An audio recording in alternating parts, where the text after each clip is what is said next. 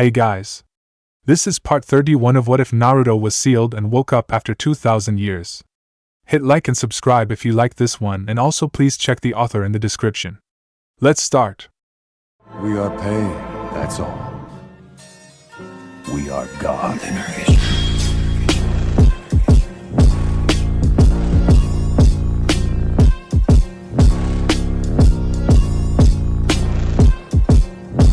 Chapter 72, Crash That Party.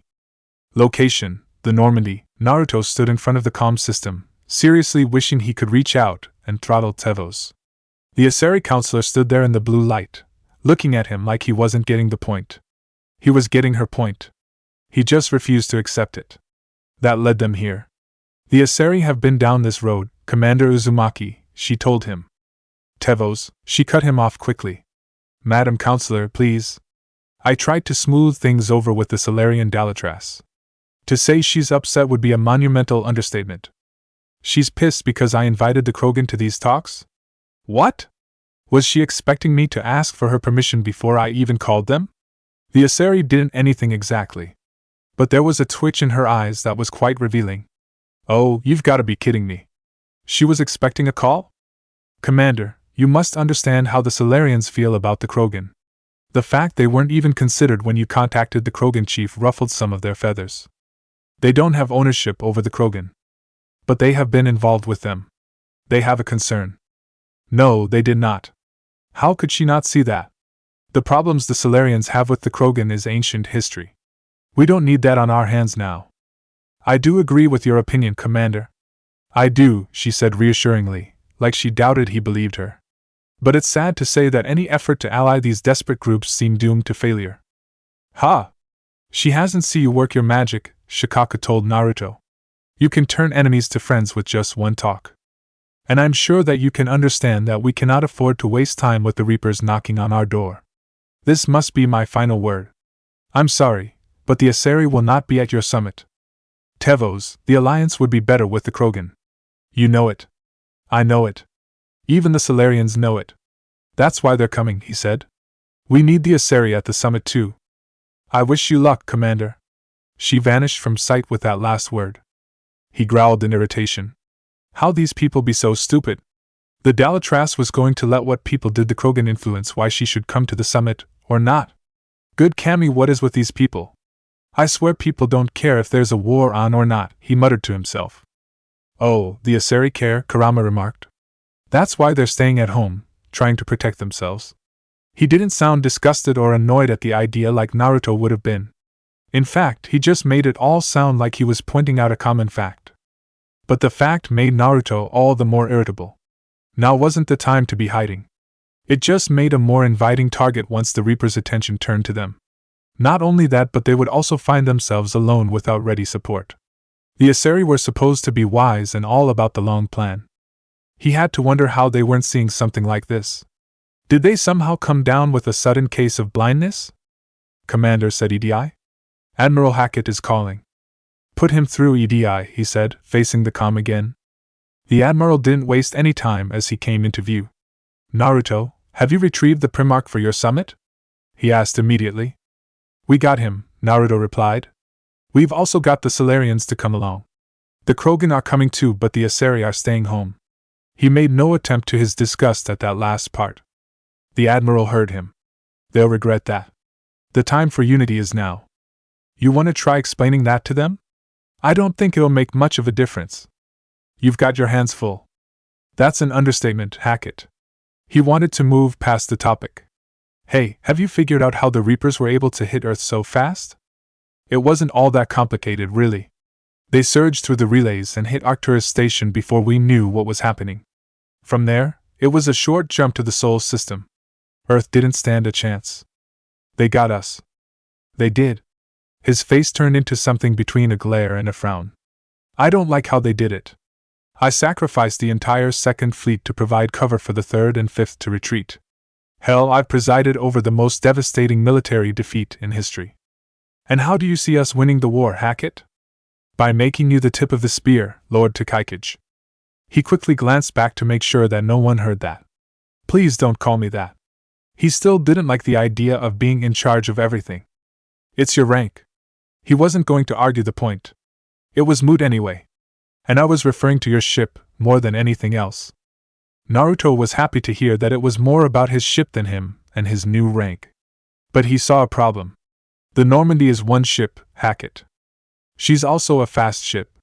You can move quickly, hit a target, and leave before the enemy has time to react. That's one battle. How does it help the war? It's the larger principle that matters. We'll never defeat the Reapers in a full frontal assault, Naruto.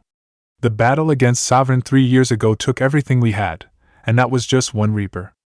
I remember. The shinobi had been the one who fought his way up the Citadel Tower to prevent Saren from doing Sovereign's bidding. Every time he thought about it, he wondered how long they actually had before he would have succeeded.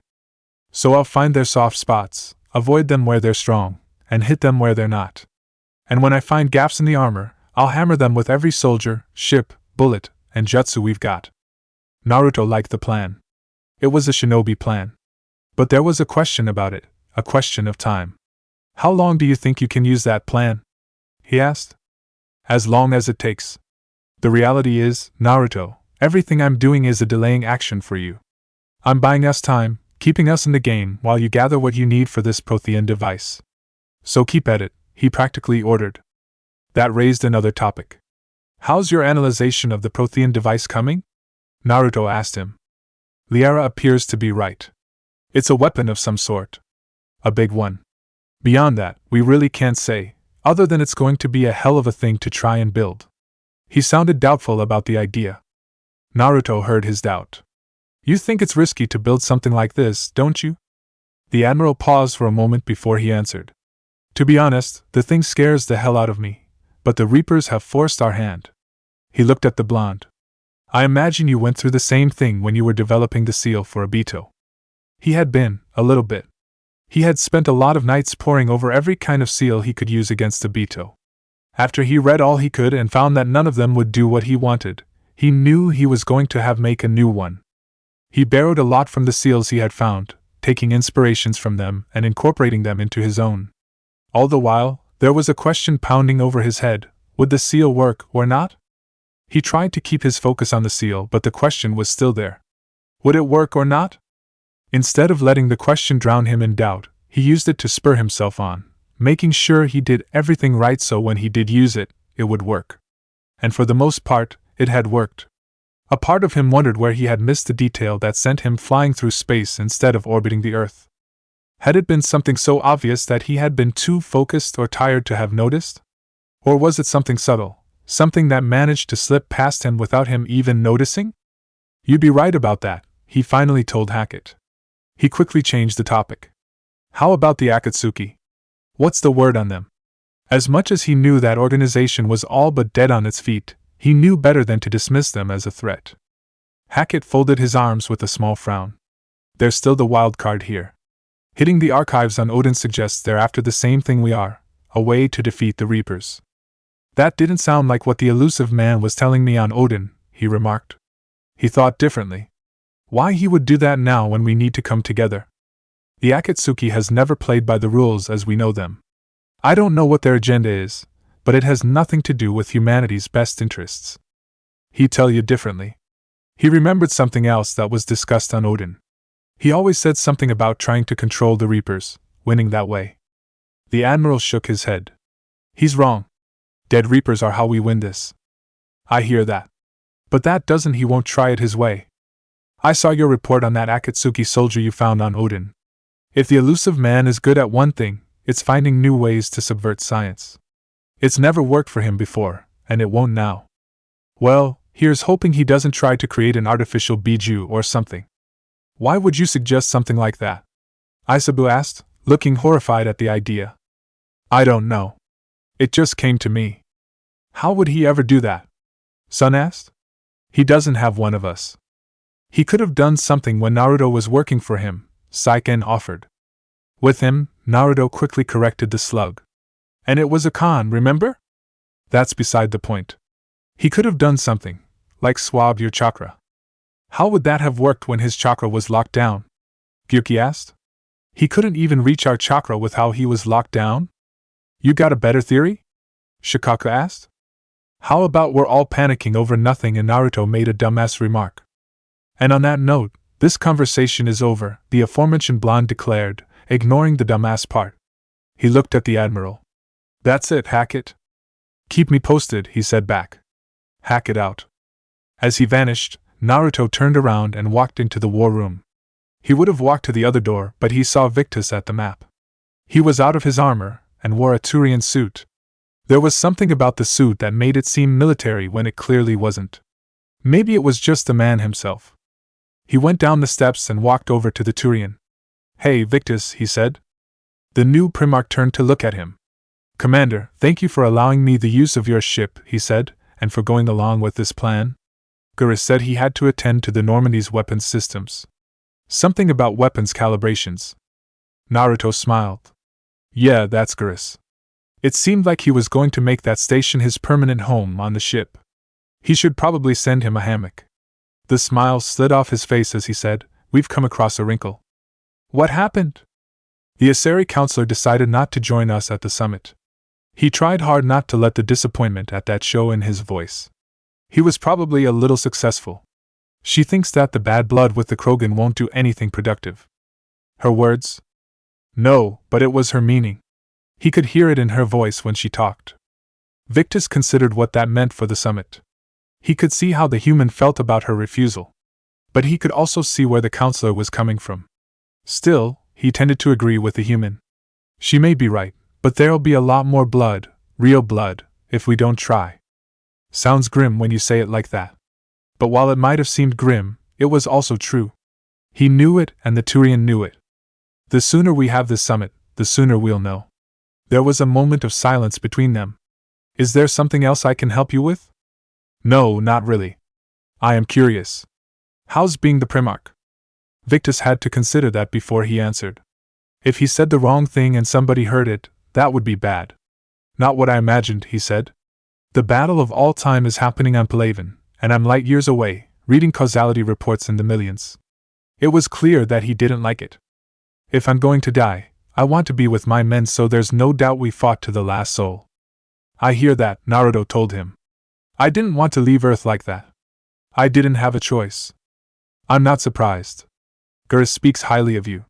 You never asked to be a leader, yet your people will die if you refused. Think he's drawing a comparison? Saiken wondered. We find ourselves in similar circumstances. Let's hope the spirits grant us the strength to see it through. That would be a yes. Speaking of Palaven, said Naruto. What's happening there? Victus looked grief-stricken. The blonde wished he hadn't asked that question. The causality reports are staggering. He looked at the map where the stats were being shown. The Reapers are using our own tactics against us, destroy the enemy with overwhelming force. Naruto nodded. The same's happening on Earth. Victus looked at him. The strategist in me admires their brutality. The Turian in me knows I'm watching the destruction of 15,000 years of civilization. My civilization. We're not going to let that happen, Victus. We're going to stop the Reapers. There was a look on the Turian's face as he looked at Naruto. You can't promise me that things are going to be the same, Commander. Palaven is very nearly destroyed. I know I can't promise you that, Victus. This kind of war changes the landscape for a long time, even permanently. Trust me, I would know. Ah, yes. You would. Tell me, did you ever feel a sense of hopelessness during your Fourth Shinobi World War? There were times, yeah. Some people had it more than others. What about you? He nodded. I had my moments. But I knew that we would win the war. If we didn't, everything we know would have been gone. Knowing things would end gives a fighting force an edge they need. That was what he believed, anyway. It gave the people he fought with a stubborn sense to keep on fighting, to not give up. A thought came to him, about the scroll up in the Denver. It was stuck in his locker, but it was present in his mind. Hey, Victus? Can I ask you something? What is it? He glanced around the war room. There were crewmen working at stations, but they weren't paying attention. He leaned in close to the Turian. I'd like to keep this between us, if you don't mind. He was curious. Very well. Hypothetically speaking, if you had a weapon that could provide great support to this war but you had to do horrendous things in order to wield it, would you use that weapon? It was an interesting question. He needed more details. What kind of horrendous things would I have to do? Sacrificing lives. If it leveled the playing field against the Reapers, I would probably use the weapon. Even if I scarified lives, I would use it. Victus, you would have to sacrifice those lives just to make sure you could get the weapon to operate. The cost would just keep rising. Then I would hope that the war would end before the cost got too high. What if the cost was too high to begin with? He watched the blonde as they talked. He seemed not to like where this conversation was going. If anything, he seemed to hope it would go the other way. No cost would be too high to begin with, he told him. I would have to be certain if I was going to use this weapon. Otherwise, what would be the point if I didn't use it? He looked anguished, as if he knew these were good points, and he hated that they were being used against him. It made Victus wonder. Commander, this hypothetical weapon, it's not so hypothetical, is it? Tell him, Kurama ordered the blonde. No. This was something he had to keep to himself. No one should know about it. He's already guessing at the edges, Gaki.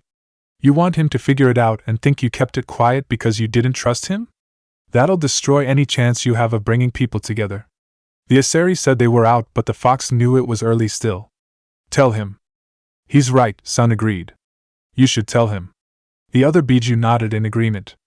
He wanted to ignore what they said, but he knew it was also true. This stays between us, he told Victus. Have you read human history? The period I'm from? He nodded. I have. Did you read about how Orochimaru invaded Konoha or those first days of the Fourth Shinobi World War? Victus nodded. So you know what happened in both situations? He looked back through what he remembered, trying to find similarities. He dismissed the fact they were both battles. That was obvious. Something else had happened in them. He kept thinking over the details. He had a good memory for details. So when he found the right details, he felt a coldness wash over him. The dead were resurrected. Naruto wouldn't have gone so far as to say that, but he nodded all the same. The Edo Tensei. Now he knew that coldness was for good measure. The Edo Tensei was one of the jutsu humanity had revealed to the Citadel Council. The reason they did that was because it was assumed that the jutsu had long been destroyed. It still exists? It was the only thing that made sense if they didn't destroy it. They gave it to me. They thought I was the best person to use it. He didn't know what to say to that. What could he say to that? They chose the right person. Victus, I don't want to use it. In order to bring someone back from the dead, I'd have to sacrifice a living person. I could bring back the first 5 Hokages, but I would have to kill 5 people in order to make it happen. Any person? Yes. Tell him about the death row prisoners, Yuki said. Absolutely not, he instantly replied. He doesn't need to know Hackett made me that offer. If that was the case, I would only accept the people who were willing to sacrifice themselves, Victus said. Barring that, I would have to be forced to use people who did not have long to live. He could feel the Hachibi's eyes boring into him. I'm not going to ask. Don't ask directly if it bothers you. Ask in a roundabout way. He knew the blonde could do that. You're not going to leave this alone, are you? Not until you ask him. So get asking. Would you use people who were sentenced to death? He finally asked Victus. He could feel the Hachibi's satisfaction and ignored it. He wanted to hear the Turian's answer. Victus considered the question. After what he had said, taking the people sentenced to death would be a cheap way to go about it. But it wouldn't stop the fact the bodies would be useful. Only if I had no other choice. Naruto grimaced. That wasn't what he wanted to hear. Damn it. You've lost any protest you've got against using it, Chomei told him. You might as well use it. Sun nodded. You know it will help in the fight. Commander, why are you hesitant about using this jutsu? Victus asked him. If there's a chance you could fight a battle with no chance of losing any lives, you should take it. That was a gift not even the spirits would give. I know that I should, Victus, he replied. Then why don't you? It's not just that I have to consider. What about the turmoil it'll have on my emotions, my mind? If this is about sacrificing lives, you'll have to do it. He shook his head. I'm not talking about sacrifices. I could use this jutsu to summon anyone from the dead, Victus. Do you know what that means for me? He did, and the idea hammered itself into his mind. You would be able to summon your old comrades. The human nodded. I'd be summoning them and marching them to a fight they'd have no idea about, sending them against machines that would kill them without blinking, only for them to come back together and keep fighting. And that's just on the battlefield. Could you imagine what it would be like to meet them again? Talk to them? As soon as I dismiss them, they're gone, back to the afterlife, and I would still be alive. That idea terrified the hell out of him because he didn't know what he would do. You could see it like that, the Primarch said. Although, you could see it another way, a chance for you to actually say goodbye to them all. They would probably want that more than anything, Commander. And I'm sure that you would want it too. It'd also give you a chance to show them that you are still alive. He shook his head. I'm envious of you now. With this war, many people would give an arm and a leg to see the people they lost one last time. You have the means to give them that. It doesn't mean I should. True, but sometimes closure is good. Take Arax, for example. He never really knew his father, even before that business with Sovereign. If you had the chance to give him a moment with Saren, would you give it? He couldn't answer that, because he didn't know. He knew Saren only from when he was enslaved by Sovereign.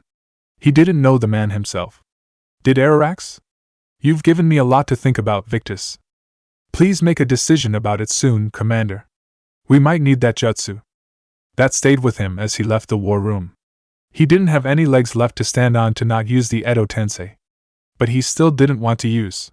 The temptation to use it just to see his friends was all too great. Was that a good thing or a bad thing? He didn't know. Above all else, the fact he would have to kill people to use it hung over his head. What would his friends say if they knew he had to kill someone so they could talk? He couldn't imagine that conversation.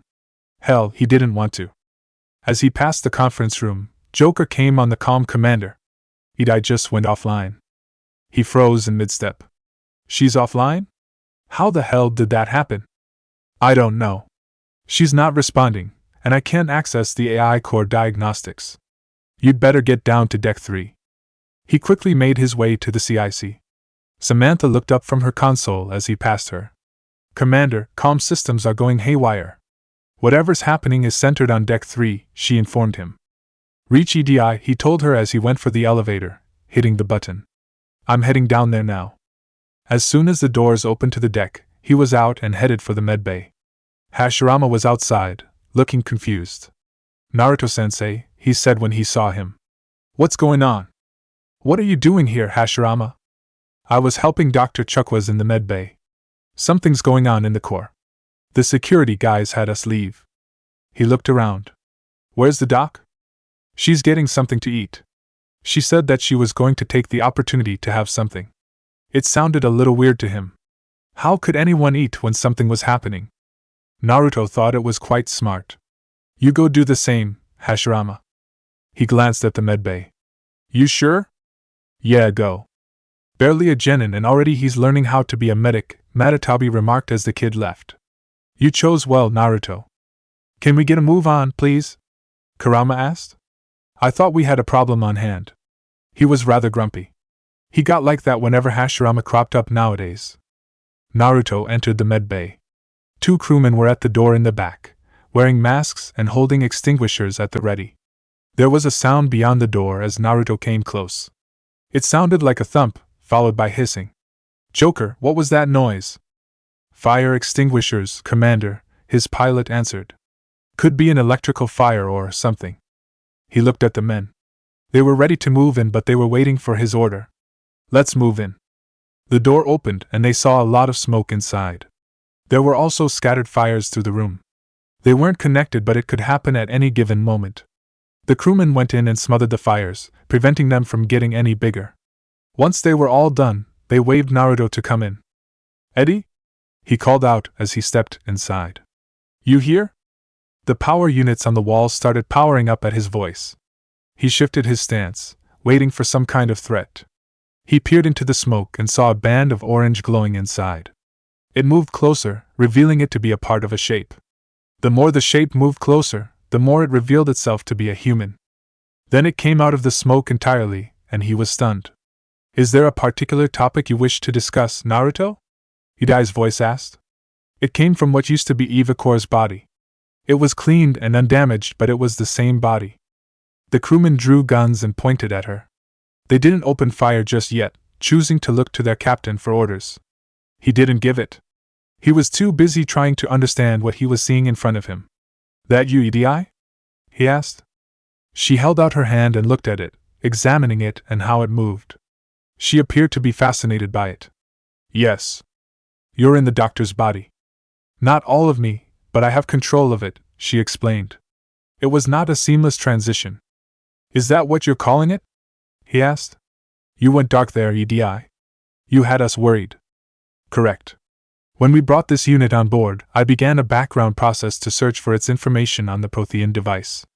This eventually triggered a trap, she explained. A backup power source and CPU activated, and the unit attempted physical confrontation.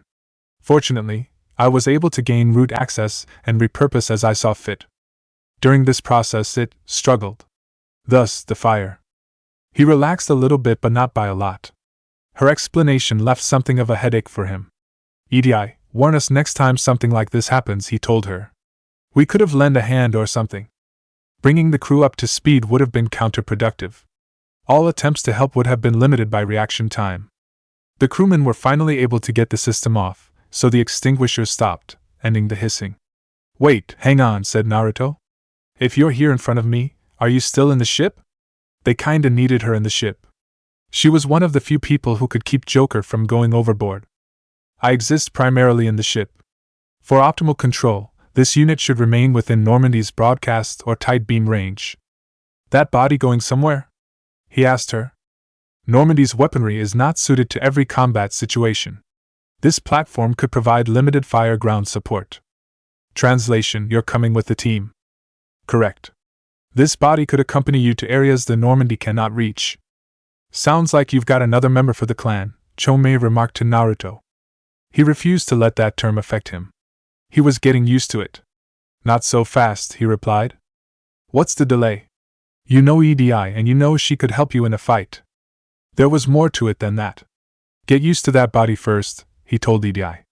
Make sure there aren't any more surprises lying in wait. One moment, I'm running trials, she said. A second later, she told him, complete. I can give you a full report if you wish. I don't think she's kidding, Gyuki commented. Shikaku rolled his eyes. Of course she's not kidding. It's EDI. However, the AI continued, my first step should be restoring functionality to the Normandy to reassure the crew all is normal. Naruto knew he wouldn't be able to stop her. Take it easy on the crew. They still think of that body as someone who was shooting at us before we killed it. She looked at the two crewmen standing behind the blonde. They weren't making direct eye contact with her, but it was clear that they were staring. An excellent point. I will take it to the bridge, she decided. Joker will also want to see it. No kidding. She was already walking out the door while he was talking. It could have been seen as rude, but he was willing to look past it. If he didn't know any better, he would have thought she was eager for Joker to see her new body. You think we should go after her and see what happens? Isabu suggested. Ooh yes, let's do that. Shikaku agreed fast. Naruto was quick to shut the idea down. We can't do that. The Ichibi protested in the most basic fashion. Ah. Come on, Shikaku. What would it look like if the captain of the ship followed an AI now and a robot up to the cockpit so she could see how the one person she both antagonizes and is friends with reacts? Ah, you have a point. As much as he wanted to say that it would seem like a prank from the captain, what he just described seemed a little too convoluted and weird for anyone to actually understand. Thank you. I still want to see what Joker's reaction is going to be. Maybe there's a way that can happen, Koko said. That got the Tanuki's attention, as well as everyone else. Go on. Naruto can have someone watch what happens and tell him about it. Better yet, Sun added, he can someone access the cameras and record what happens. Saiken liked the idea. That could work. Sounds like you've got your orders, Gaki, Kurama remarked. Funny, furball, Naruto dryly replied. But he knew they wouldn't give this up. He opened up his Omni tool and sent an email. There we go. Who'd you send the email to? Isabu asked. You'll find out. He walked back into the med bay. Dr. Chukwas was already back at her desk. She glanced at him as he walked past. Was that EDI who just walked by? She asked. Yep. She smiled and then laughed. Joker is going to have a field day with this. Yep. He took a second look at the bay. She was the only there. Where's the kid? Hashirama? I believe he's still enjoying his snack. That was good. It gave him time to ask her important question. What do you think of him, Doc? He's good kid, eager to work and learn. He could use a confidence booster, though. He'll need it if he's going to stand on his own feet instead relying on his teammates. While that was good to know, that wasn't what he had in mind. What do you think of him as another doctor? She paused and looked at him. She went over the words he said, making sure that she had heard them right. Are you asking me as a doctor or to consider him as a doctor? The second one, although I was thinking more medic than doctor now. Good, because becoming a doctor takes a long time and requires concentration this war will not allow. She turned fully so she could face him. I think that Hashirama could be a medic. He does have a deft touch to his fingers and as far as I can see, is quite controlled with his chakra. He is still going to need work though. So far he hasn't treated any patients, human or otherwise. If you want him to be a medic, that is something he's going to have to learn. Do you see any problems with teaching him that? She shook her head. No, but I wouldn't make him do it right away. He would need time to ease into it. That made sense. If he was shoved into something new with too many responsibilities, he could very well give before he had even started. What do you suggest? Naruto asked. She smiled a little. I could use a part-time nurse. I'd need the help. He smiled back. You've got him. I'll be sure to let him know. Thanks, document. She gave him a wave as he left. He stopped outside and looked down at the mess table. Beyond that was the main battery where he knew Geras was going to be. He decided to swing his gate around and go check on the Turian, see if he had any trouble getting back into the rhythm of things. As it turned, he didn't need to worry. All he had to do was take one step into the main battery, and he knew that Geras was at home. The Turian was already working on the battery, but he was also talking to an open comm. 2 of our dreadnoughts have been lost in a matter of hours, Victus's voice said through it. I know, Primarch, Geras replied, his eyes focused on the screen in front of him. I'm seeing the same numbers myself. They don't look good. We have to turn this around. And fast. Well, you can trust Naruto, sir. If anyone can get the Krogan to cooperate, it's him. He's an old friend of Erdnot Rex. Let's just hope friendship still counts for something in this war. I'm sure it will, sir. I hope so. Victus out. You know, Naruto said as the comm went dead, I'm surprised that you didn't mention your own relationship with Rex.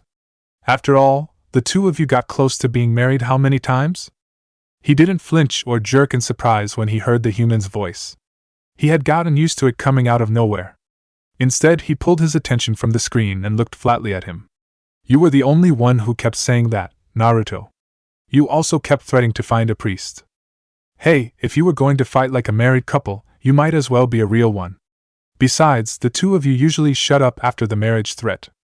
That's because we were half afraid you would actually find the priest. Back in those early days, the blonde had been a little odd, even for a human. They didn't know if they should have taken his threats seriously or not. They figured it was best to err on the side of caution and take the threats seriously. Still, those memories made them both smile. Compared to what they were in now, those memories seemed like the good old days. You didn't waste any time making yourself comfortable, Naruto remarked. I half expected a hammock strung up. He ignored the hammock bit.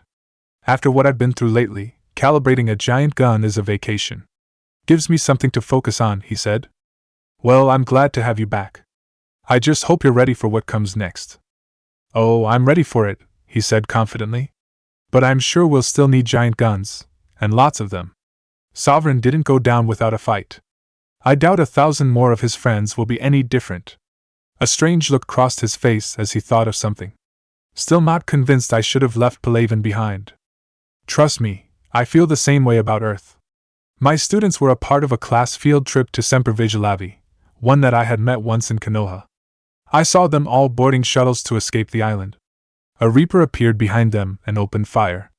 The shuttles still on the ground were destroyed, and theirs would have been too. I just reacted on instinct and pulled them clear with a jutsu. They were safe, but the rest of their class, everyone they had known, were killed. They still feel that loss, every day. Talking about it made him think about that day. The screams of fear and horror, the buildings being destroyed with a single blast, and the sounds of husks coming after people. Those and other things came barreling back to the forefront of his memory. He forced himself not to think about it all. He had to stay here in the present, not get stuck in the past. He looked the human in the eye. Being right about the Reapers has never felt much like a victory, has it? No use saying I told you so to everyone else. He shrugged his shoulders. At least my government listened to me. Or pretended to. They finally gave me a task force as a token to shut me up. And now you advise them about the Reapers. If they hadn't been listened before, they were now. He turned off the screen so he could look at him better. Just followed your example, Naruto. Yell loud enough, and someone will eventually come over to see what all the fuss is about. Not that they'll actually do anything about it. Then it shows up at your home and they realize that you're the best option they've got, right? Right. He chuckled as he thought about it all. Not like the old days, is it? Rogue Spectre and CSCC agents running and gunning outside the lines, making it up as we went along. We're actually respectable now.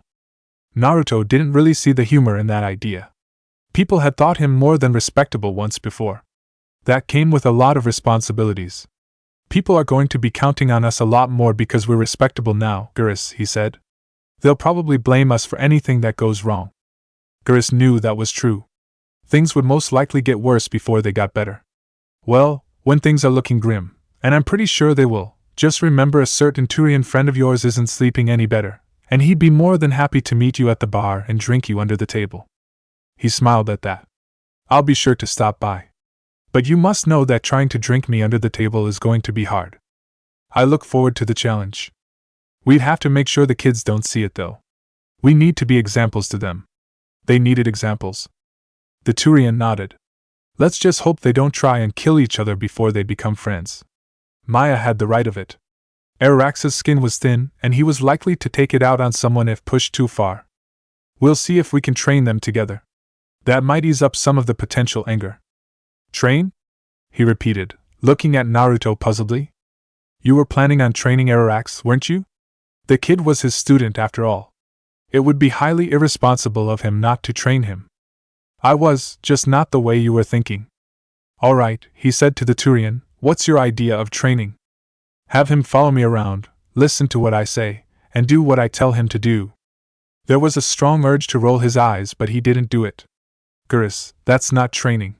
That's learning how to take orders from a superior officer. That was how I was taught. He liked to think that he had turned out rather well. Naruto couldn't have disagreed more. All right, we're going to have to redefine your idea of training. You need to give some time to him, teach him how to fight, how to pick the right weapon, tactics, that kind of stuff. That's what makes you a teacher. I did the same thing with Grunt. As I remember it, most of your lessons with Grunt turned out to be fights. If Naruto went to teach Grunt and a fight didn't break out in 10 minutes, people got concerned. When 30 minutes passed and there wasn't sounds of fighting, someone went down to check on them. My point still stands. Geras smiled for a moment, but then it turned melancholy. He must have been thinking about what he left behind. You thinking about Palaven? He asked the Turian. He nodded, unsurprised. My father is there. Sister too. How long has it been since you talked to them? Long enough to be worried. They'll be fine. He looked flatly at the human. That's the thing about getting old, Naruto. The platitude gets just as old. Pretty soon, blind hope is all we'll have left, he stated. And I hate being blind. Naruto understood that. He had felt it himself a few times during the war. Still, blind hope was better than no hope at all. They had to remember that. How do you think we'll do in this war, Geras? The melancholy passed and hope replaced it. I know it looks bad now, but I think we can win this, Naruto. For the first time since we met, we're not alone in this fight. It's something I learned a long time ago in CCC. An imminent and painful death has a way of motivating people. Instead of questioning your every word, whole civilizations are going to be begging you to save them. He wouldn't have put it quite like that. But that was Geras. You're optimistic. I didn't say there wouldn't be casualties. It's something Turians are taught from birth. If just one survivor is left standing at the end of a war, then the fight was worth it, but humans want to save everyone. In this war, that's not going to happen. Isn't that the truth? Sun remarked. You don't have to tell me, the blonde replied. He was well aware of what was going to happen. It was a grim topic, even amongst friends and comrades. They needed to talk about something else. So you had a task force? Gurus nodded and started explaining. After I learned what happened to you out in Batarian space, I knew time was running out. For all of us. The Citadel Council was a dead end, so I did something I never thought I'd do. I went to my father. Naruto was surprised by that admission. I thought you had a shaky relationship with your dad? To put it mildly, he replied. But he still had heavy pull in the Turian government. The Primarch, well, the old one, was a friend of his. So I went to my father and laid out everything we knew about the Reapers, from Saren all the way to the collector base. You know, if I had heard that story, I think I'd have a hard time believing it. Then again, if someone had told him his life story, he would have had a hard time believing it. It sounded like something that came out of a series of books or something. Gurus agreed with the sentiment. I had to admit that parts of it sounded crazy. Meeting Vigil? Talking to Sovereign on Vermeer? But my father just listened. It's what he did in his days at CCC, putting together all the pieces. If the connections were there, he wouldn't deny them. And he saw what we always knew, the Reapers were coming. Nice to know someone finally believed us. They seemed so few and far between.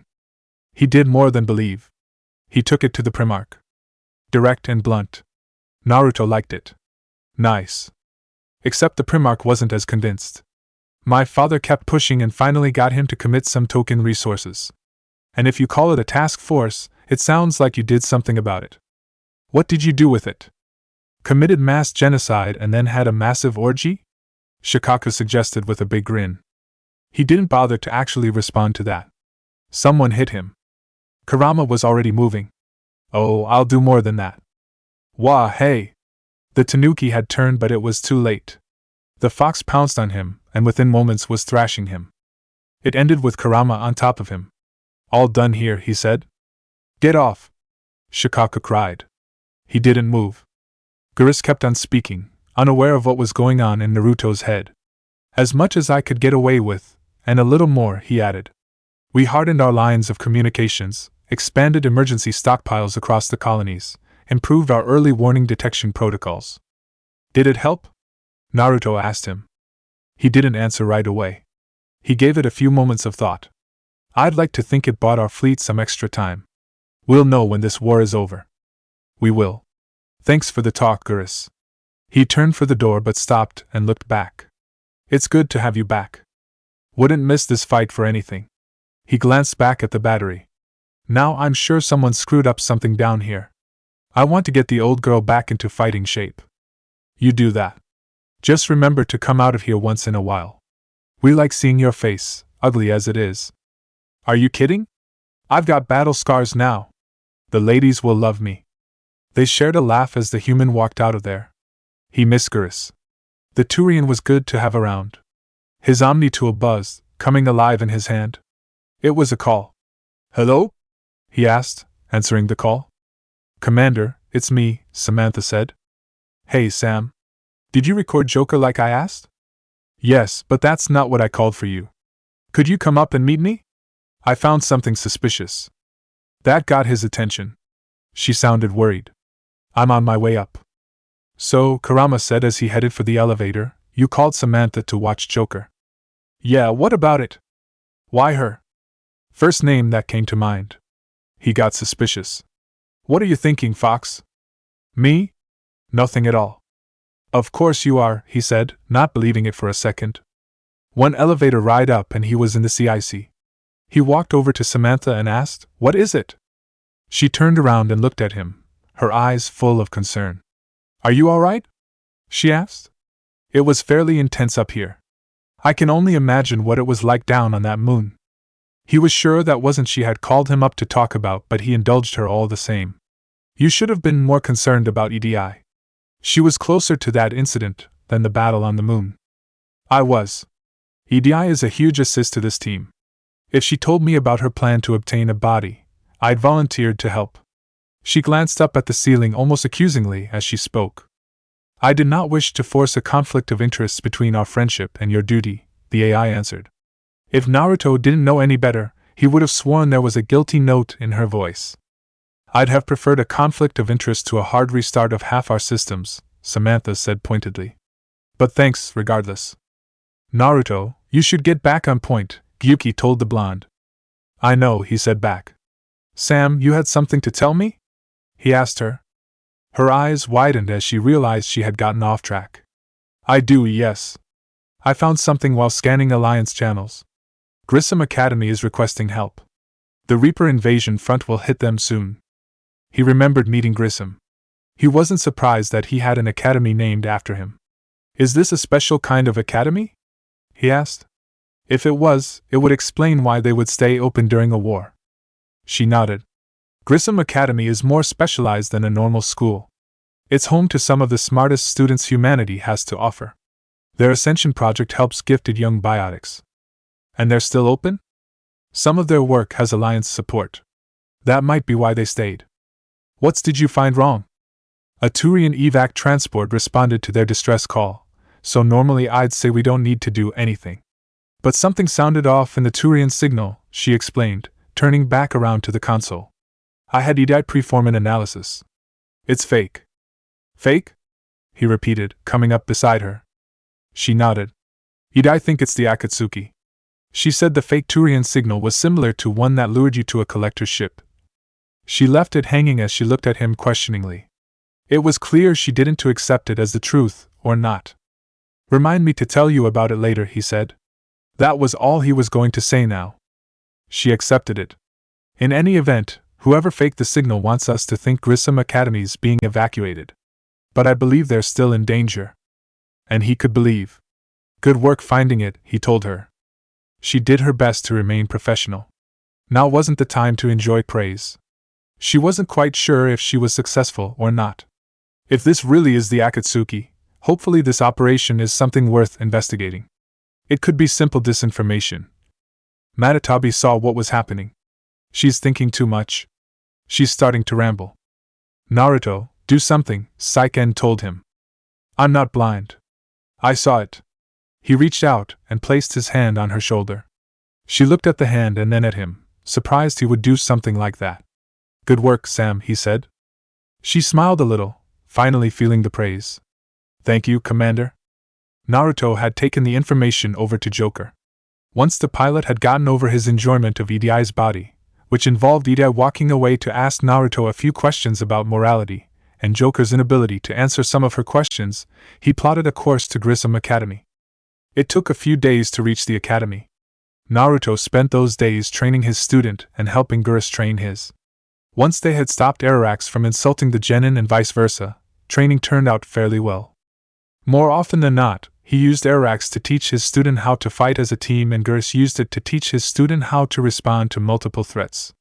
They all took to it like fish to water, eager to dish out what they thought the other deserved.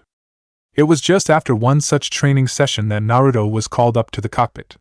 Joker wasn't alone in there anymore. Idai had taken over the co-pilot's seat.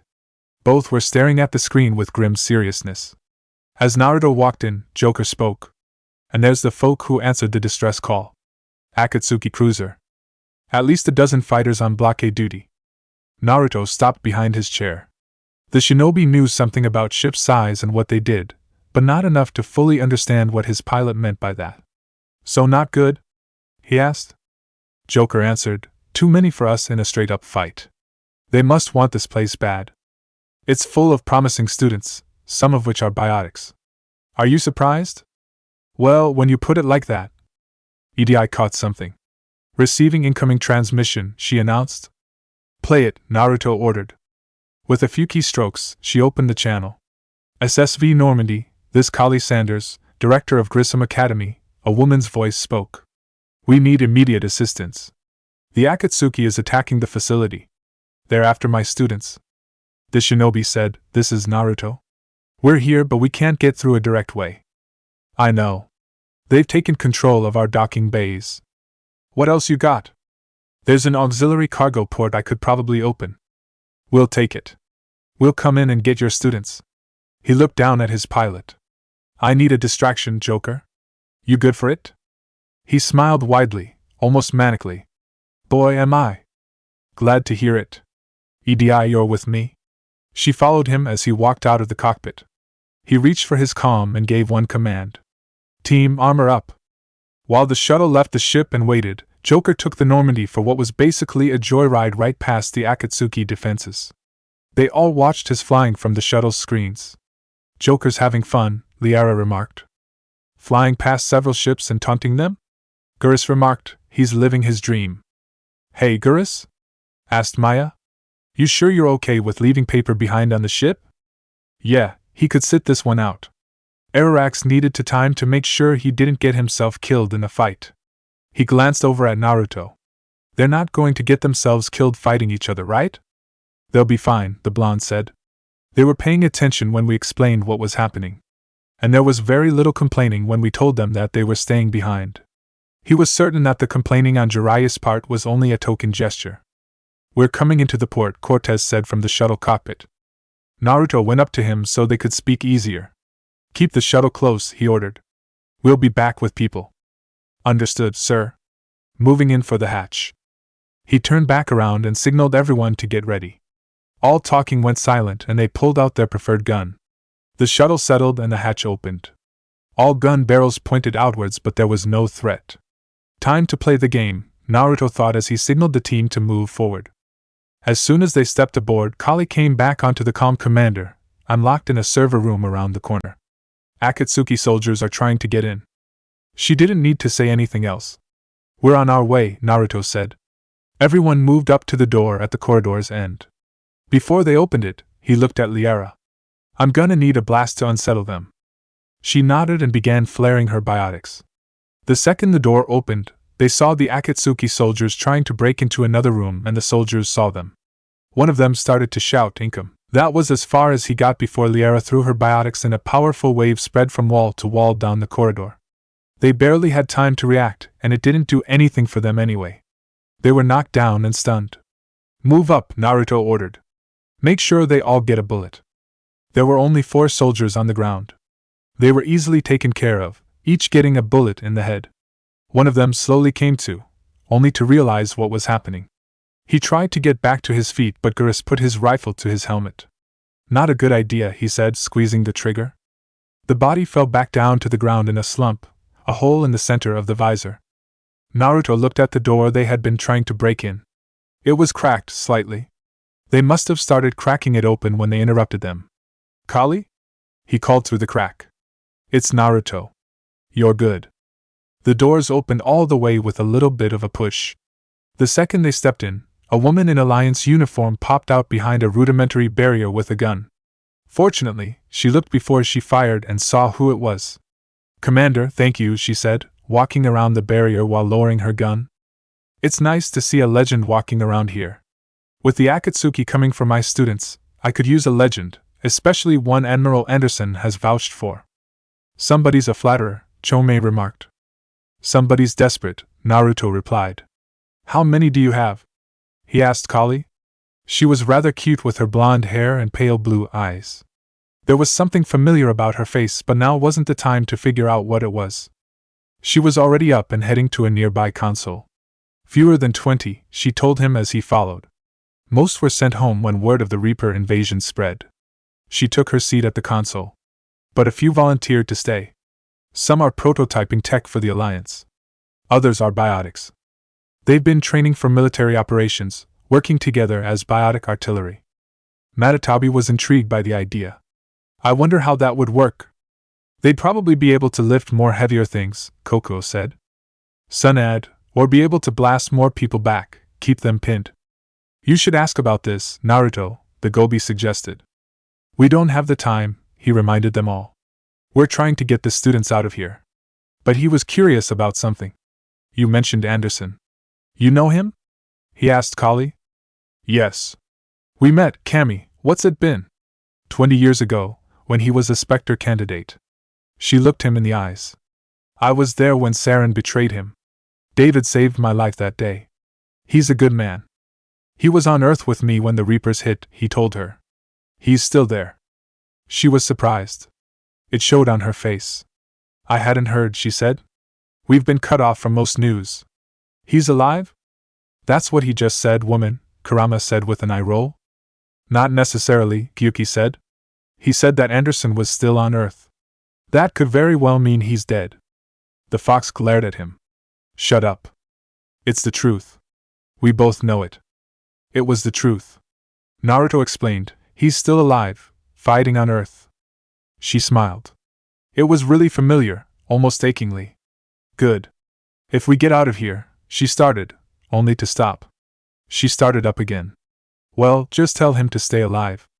Can we get back to the focus here now? Saiken asked.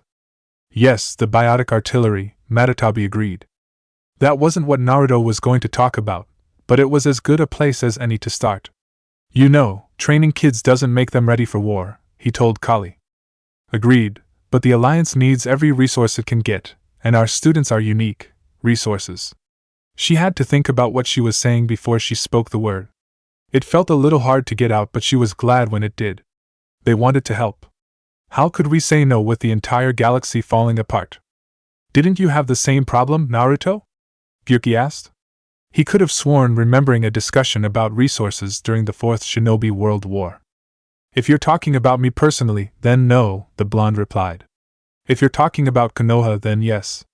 There had been a time when the village considered bringing in younger kids to the fight, to bolster the ranks. No one was happy with the idea and it was mercifully shot down fast. There was a noise coming from the console. It got Kali's attention. Hang on, she told Naruto. I've been trying to get communications working. Her fingers started moving across the keyboard, trying to make the noise clearer and stronger. It took her a minute, but she succeeded. This is Froberg. There are students trapped in Orion Hall. Akatsuki has us boxed in. They're closing fast. She tried to hold the signal, but it didn't agree. Damn it, she swore as she lost the signal. Where's the hall? Naruto asked. Back out the door and down the hallway. I can get the door open. Guys, get ready to move, he told the others, turning to face them. He looked back at her. That face stared at him. Once we grab the students, we'll head for the shuttle. Thank you, Commander. I'll stay put. With luck, I can regain control of some of our systems. He led the team out of her room and towards the door. Sanders, we're here. It was still glaring red at them. Hang on, I'll get the door for you, she said over the comm that leads to Orion Hall. The red turned green and the door opened. They walked through and found themselves looking at a large glass window. The wall on the other side of the glass read Ascension Wing. But they weren't focused on the writing. The Akatsuki soldiers dragging the screaming man down the hall was more noteworthy. Son of a bitch! Maya swore, bringing her rifle up. Liara stopped her. Don't, she said, holding the barrel still. Liara, they are dragging people away. She did her best to keep her voice down so the soldiers wouldn't notice them, but it was hard to contain her rage in a whisper. I know, but we're not here for him. We're here for the students. We have to remember that. She glowered. I don't like it. None of us do, Naruto told her as he watched the soldiers leave with their prisoners. But we have to stay focused. There was another door that led further into the station. It was their only way forward. It led them to another corridor filled with glass windows, at least one of them. The right side was broken and easily crossed over. The speakers came alive with a man's voice. Attention all students, it said with an arrogance that made the team want to punch the man. Akatsuki troops have taken control of this station. We have no desire to hurt you. Surrender, and you will not be harmed. Resist, and we can't guarantee your safety. How much of that was bullshit? Gurus wondered as they crossed over the window to reach another door. James followed him. Do you really have to ask? He could be telling the truth. And I could be the speaker in disguise ready to incite the great jungle into a holy war. Maya nudged him in the shoulder. No need to get sarcastic on us. Besides, the guy looked nothing like the speaker. Through another, they found themselves in a room that had people going through it instead of staying it. It already looked like it was a part of a battle with makeshift barriers thrown up in key spots. The fact that it was empty told them that the battle had already left the area. But that didn't mean people had left either. Riley Bellarmine, drop the barrier, now! They heard a Akatsuki soldier order with a commanding voice. They went on guard, keeping their guns. Where's that coming from? Naruto asked, looking at Maya. She closed her eyes and focused on the voices.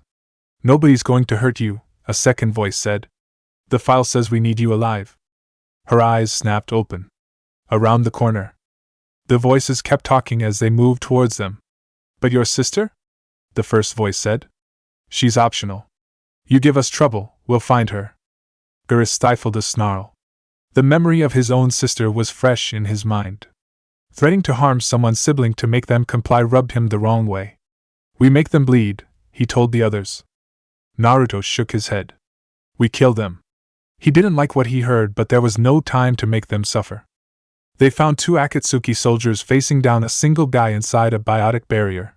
They had their guns pointed at the barrier, but they weren't shooting. They were still taking. We understand you're scared, the second soldier said. Your teachers have filled your head with alliance propaganda. Okay, I've heard enough, the blonde thought. He brought the beasts up and fired 2 shots. He clipped the soldiers and they became alerted to him and the others. Incoming, the soldier on the left shouted.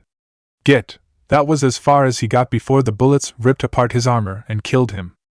The second soldier lasted a few more seconds. Naruto threw a shuriken past his head. It was a move he wasn't expecting. His eyes followed it without thinking. It allowed the shinobi to get in close and knife him in the heart. He pulled the Omni dagger out and let him slump to the ground. James went up to the shield and pressed his hand gently against it. They're dead, Nino. You can drop the barrier, he told the kid. He did drop the barrier. He looked at them all with wide eyes. He almost couldn't believe that they were here for him. Thank you, he said, meaning it.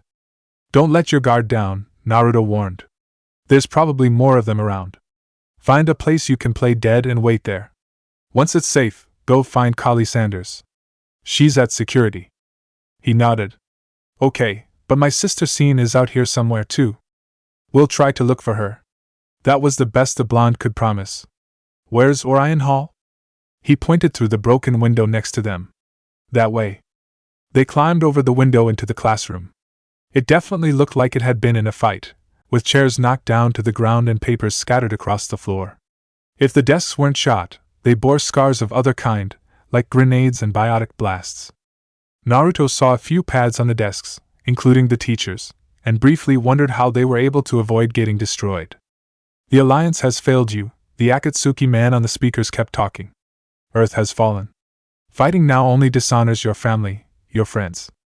Man, this guy loves the sound of his own voice, doesn't he? Maya remarked as they left the classroom. The door on the other side was still working. Liara agreed. He does. How about we ignore the Puto? James suggested, keeping his eyes focused on what was on the other side of the door. He was very tempted to start shooting the speakers, but it wouldn't do anything. You are the best and brightest humanity has to offer. The Akatsuki can give you the tools you need. It's going to be a bit hard if he keeps talking like this, Maya told the Marine. He makes you want to just shoot him, huh? By Diablo's fiery ass, yes. They came into another hallway filled with the signs of battle.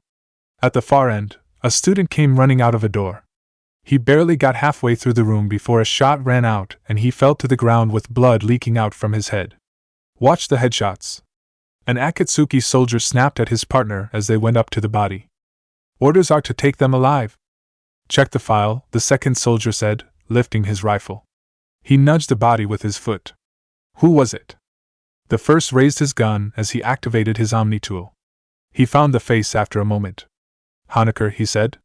Some kind of math genius. Low priority. So no great loss then, huh? The same could be said for you too, Naruto told them both with shuriken in hand. Caught off guard, they tried to shoot him but he was already moving. Futon, Shinkajin. The jutsu coated the shuriken, expanding their reach as they flew. The wall behind the soldiers got slathered as their heads came flying off. Feel better? Kurama asked him. No. There were still more of them on the station and they were trying to kidnap children. None of this was okay. The fox nodded in approval. Good. Keep moving. There are Alliance soldiers on the station now, the announcer declared. They claim they want to help you. But all they're doing is threatening your safety. Please don't risk getting caught in the crossfire. Surrender now. Guess they found us out, Geras remarked. Liara scoffed. Took them long enough. She noticed movement coming from the right door. They were soldiers responding to the noise. She blasted them back and started shooting. That got everyone else's attention. They spun around and started shooting. The soldiers tried to get into the room but the bullets held them off. Finally, when they tried to get in one more time, they ended up getting shot to death. Naruto's right-hand bullets were what killed their shields. Maya whistled appreciatively. Those chakra bullets do wonders, don't they? The armory has them, he told her, stepping over the dead bodies into the next room. If you're interested. Something to think about, she said, following him through. It was non-committal, but he didn't say anything about it. Holly Marizan, can you hear us? The announcer asked. We found your mother and father. They're safe at an Akatsuki sanctuary. Surrender, and you can see them again. But we can only help you if you let us. Please. Okay, that's low, Gura said, irritation flashing through his voice. They're going after individuals with their families? How the hell does the Akatsuki think they can get away with all this? Kill all the witnesses and then spin their own story about what happened, Naruto said, thinking off the top of his head. Liara agreed with the idea. That would definitely work. The Akatsuki has a good public media group. Maya heard those words but had to stop to consider them. Does anyone else find it odd that a secret human group fixated on making humanity the greatest in the galaxy, willing to do anything to achieve it, has a public media group? She asked. Nope, Gura said. Not in the slightest, James agreed. How else would they get away with what they do? Naruto asked her. Good point, she conceded. Shikaka had something to say about it. You know, you really should have done something about that when you were setting up the con on them. He's got a point, Isabu agreed. Thank you. I was a little busy, Shikaku, Naruto reminded the Tanuki as he started checking the next room, signaling the others to fan out. There was a lot of things I was doing at the same time, remember? Oh, right. Good point. Just as he found the room was empty, he heard the whimpering of someone in pain coming off to his left. He turned his guns there and found a girl sitting on the ground, clutching her leg. She looked up at him with terrified eyes. Stay back, she ordered him, trying to be threatening. It didn't work and she knew it. I'll. He knelt down slowly and put the beasts on the ground. He approached her carefully. It's all right, he told her. I'm not with the Akatsuki. What's your name? She didn't trust him. He could see it in her eyes. But she told him, seeing Bellarmine. He knew how to approach her now. Your brother's name is Riley, right? Yeah, she said, surprised that he knew that. How? We just saved him from the Akatsuki. Naruto? Said Liara as she came up behind him. Maya was with her, Gurus too. They had their guns at the ready, keeping an eye out for any potential threats. When they saw the girl, the guns turned to her. Her eyes went wide at the sight of the guns. She tried backing up, getting away from them all. Naruto waved at his teammates to put the guns down. It's alright, it's okay. They're with me. They're not going to hurt you. Guys, put the guns up. Who is she? She's seen. She's hurt. That was enough for them. Maya put her rifle away and pulled out her med kit. She came up next to Naruto and knelt down. Can I check your wound? She asked the girl. She wasn't sure about what was happening. But her hip hurt. She could feel the blood oozing out between her fingers. They were offering to help. Okay, she said, her breath hitching for a moment. Maya took her hand away and looked at the wound. It's not that bad, she said. The bullet went through. She looked down herself. All she could see was that hole in her hip, oozing out blood. Are you sure? She asked. Yeah, I am. It'll just take a little bit of Medigel and a bandage. She had those in her kit. The problem was that the blood was oozing out so much, she had a hard time figuring out where the pant leg was.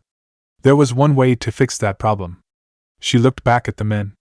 Do me a favor and find something interesting to look at. Why? Gurus asked.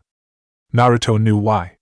It was practically the same thing Sakura and Tsunade told him to do whenever they were about to take off someone's clothes to treat a wound, although they usually kicked the men out of the room. Gurus, just turn around and find something interesting on the wall, he told the Turian. He was confused as to why he had to do it, but did as he was told anyway. Hey, what are you? Hush, Maya told the squeaking girl. Let me do my job. Riley Bellarmine, if you're out there, we know your parents are on Earth, the speaker said. It got Scene's attention. What? Ignore it, the swagman told her. But, ignore it. He's trying to get to your brother any way he can. We just heard 2 soldiers threatening him with your life if he didn't go with them. She heard it all, but there was one part of it she focused on. You saw Riley? Where is he? Is he okay? She asked as fast as she could. He's fine, He with Collie Sanders back at security. She finished her work and pulled the pants back up over the wound. You think you can make it there? She slowly stood up, wincing as she put weight on her leg. She could stand, but she felt drained because of it. Just give me a moment, she told them all. Don't wait too long, Naruto told her. If she stayed here, the Akatsuki would likely find her again. By the way, where's Orion Hall? She pointed down the other side of the room. It's literally down that way. That certainly made it easier. Thanks. They left her there, confident that she would be able to make it back to her brother. They found the door she had been pointing at. They all felt a little foolish when they saw the words Orion Hall on the wall next to it. We probably should have looked a little bit more, huh? James asked. He and EDI had been the sentries and they didn't see it. What did that say about his lookout abilities? Naruto didn't bother wasting time considering that. Come on, we need to move, he told the Marine. Commander, Kali said over the comm, I just got an emergency message from the students in Orion Hall. One of our instructors is with them, but they can't hold up much longer. We're almost there, he replied, going through the door. There was a small corridor beyond that led to another door. Just give us a minute. Meanwhile, the Akatsuki speaker was still talking. We would prefer your willing compliance, but this is war. Does this guy ever shut up? Gurus wondered. Maya looked back at him. You're serious asking that question now? He didn't answer that verbally. He just glared at her. They went through the second door and found themselves looking at a battle. Akatsuki soldiers were making their way towards two students. But much to the team's surprise, Ruko stood in their way with a defiant glare. Eat this! She snarled, flaring her red biotics and slamming them into the soldiers. They went flying hard and were slammed into the wall. The impact killed them instantly. Naruto watched this all happen and did the only thing he could do. He walked up and said, Nice to see you haven't lost your touch for slamming people into things. Ruko turned the second she heard that voice. Naruto? She said when she saw him, along with everyone else there. She started to take a step towards them, but the sound of a door being forced open made them all stop. She swung her head towards the noise, off to her right. EDI did the same thing. That's an Atlas mech, she announced as it got through the door. Heavy mech with an artillery loadout. It pointed a barrel at one of Ruko's students. Shit! She swore as she ran over, throwing up a barrier to stop the shot. It worked, but the barrier was hasty, and she could feel it weaken fast. If the Atlas fired again, she'd get knocked down. It was best to let the barrier go, and that's what she did. Naruto saw what was about to happen. Like hell he would let go through. Covering fire.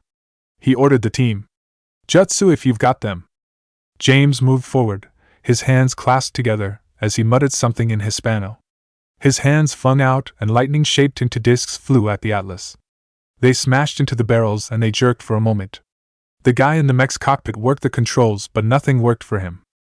Nice shot, Maya told the Marine. Now let's take this fucker down. You read my mind, Viajero. She looked at him, a little confused. What did you just call me? Walker. Maya, fight going on? Liara said pointedly. Right, sorry. Prof. One of the students screamed. Ruko swung her head instantly towards the girl. She was pointing at the other door on the left, where soldiers were coming in with guns raised. Ruko made an instant decision. Everyone, get down! She ordered her students. This is out of your league. Naruto, keep them off us. She pushed and waved students to get up the stairs to the second floor into the room. The soldiers tried to stop them. She kept them away with another blast. Naruto was already moving for the soldiers, bringing out the Omni daggers. Move it, Ruko! He ordered her. Get up those stairs. She didn't argue. She went up the steps two at a time and joined her students. As soon as she reached them, they threw up a great barrier. We're going to get caught in the middle, Gurus warned everyone. He wondered if that had been their plan from the start. No, we're not, Naruto told him. You guys deal with the big mech, I'll deal with the soldiers. Oh great, you get the easy part. Easy? You have one target. You're good at multitasking, the Turian shouted. Thank you? Naruto. Kurama barked. Focus! He leapt at the nearest soldier, stabbing him through the heart. The soldier made a surprised groan as he died. The others turned their guns on him and started shooting. Clearly they thought he was the better target than the students. He pushed the dead body to the ground and then rolled with it, using as a shield. Once he was away from them, he came up in a crouch and started shooting. While he was shooting, he moved for cover behind a column. They tried to move around the column, but he kept them back. "Okay, you're stuck here," Sun remarked. "You going to call for help?" He glanced over at his team. They were doing what they could to keep the Atlas back and destroy it too. They were doing rather well. "No, I'm good. There's about 5 guys trying to shoot you right now. I think I clipped one, so there might be 4. You're still stuck behind this column." "Not for long." Gyuki knew what he was about to do. "Hit it, Naruto." One toss-up of the beasts, and his fingers were crossed. Kaige Bunshin no Jutsu. His clones ran out of the column's cover while he grabbed the beasts. He waited for the confusion to set in. He wasn't disappointed. "Shit! Clones! Shoot them! I can't get a good shot." "What the? Did he just knock on my helmet?" "Yes. That son of a bitch is dead." "They really hate your clones," Chomei remarked. He smiled. "When it comes to the Akatsuki, that's always a good thing. But how long are you going to stay back here?" He counted down from 3 and emerged from cover. The clones were hopping around, running between the soldiers, and generally being distracting as all hell. The soldiers kept trying to shoot them, but they ran the risk of shooting their own. They were professionals, so they didn't do that. But the clones knew that too and kept running between them. Naruto moved to the closest soldier. This one he didn't knife right away. Instead, he swept the legs out from under him. He pulled out a grenade and tossed it at the others, making them scatter before it exploded. He gave the downed soldier a bullet and turned to the others. Like he had thought, there had been 4 left. Now there were 3. "Okay, boys," he told the clones. "Let's get serious." They all grinned identical feral grins as they all rushed the soldiers. If they thought the clones had been distracting before, now they were in for a much bigger problem now. They basically became a blur as they attacked them, hitting them hard and moving past before they could hit back. And while the clones distracted, Naruto moved in for the kill. He joined the chaos so the soldiers couldn't tell which one he was. That confusion aided him as he killed the soldiers, one after the other. He went with the Omni daggers to make it quick and silent. They had no idea when they died. When the last soldier was killed, he dispelled the clones. He looked over at his team, and saw that they had destroyed the Atlas mech. "Nice going," he told them, idly noticing that one arm was torn off. Liara must have used her biotics to do that. Maya shifted her empty rifle down, reloading it. "Thanks," she said back. "You know we do try." Ruko watched all the chaos from up above. When the barrier came down, she laughed. Kali said she was putting out an SOS, she called out. "I had no idea destruction incarnate would show up." He looked up at her. "Is that what you call your big brother?" "When it suits him, yes." She turned around to face the students. "All right, amp check. Prangly, those fields were weak. Akatsuki isn't going to lie down out of pity like that girl you took to prom." "She hasn't changed," Kurama remarked. "Actually, I think she has," Shikaka said. "She should have been swearing a lot more." "He's right," Naruto agreed. There should have been at least one fuck in her sentences. His little sister had changed. The students didn't look offended at her words. They actually looked like they were enjoying them, nudging each other in the shoulders with knowing grins on their faces. "Grab juice and an energy bar," she told them all. "We move in 5. She turned to the banister and leapt over it, using her biotics to land safely. Naruto looked at her as she rose to her full height. She had changed her look since he saw her last. She wasn't wearing the prison jumpsuit and shirt anymore. Instead, it was white military-grade pants with deep cargo pockets on the legs. He couldn't see her shirt, but he had to assume that it was sleeveless because of her jacket. It was black leather and had no sleeves. The edges weren't ragged or torn, so the jacket came like that. Another thing different about Ruko was her hair. Back on the Normandy, her hair was a mess of a pixie cut, long enough to have locks but not long enough to fall down her head. It was certainly different now. Her hair was long enough to fall down in a short curtain around her head, stopping just below her jawline, at least on the right side. The other side had been shaved off, leaving only the shortest hairs possible. It also looked like there was something shaped into the area from the hairs, but he couldn't make it out. He wanted to figure it out, but she came up to him and punched him in the face. "That was for going with them, you stupid fucker," she snarled at him. I had to, Ruko. They had a legitimate reason to arrest me.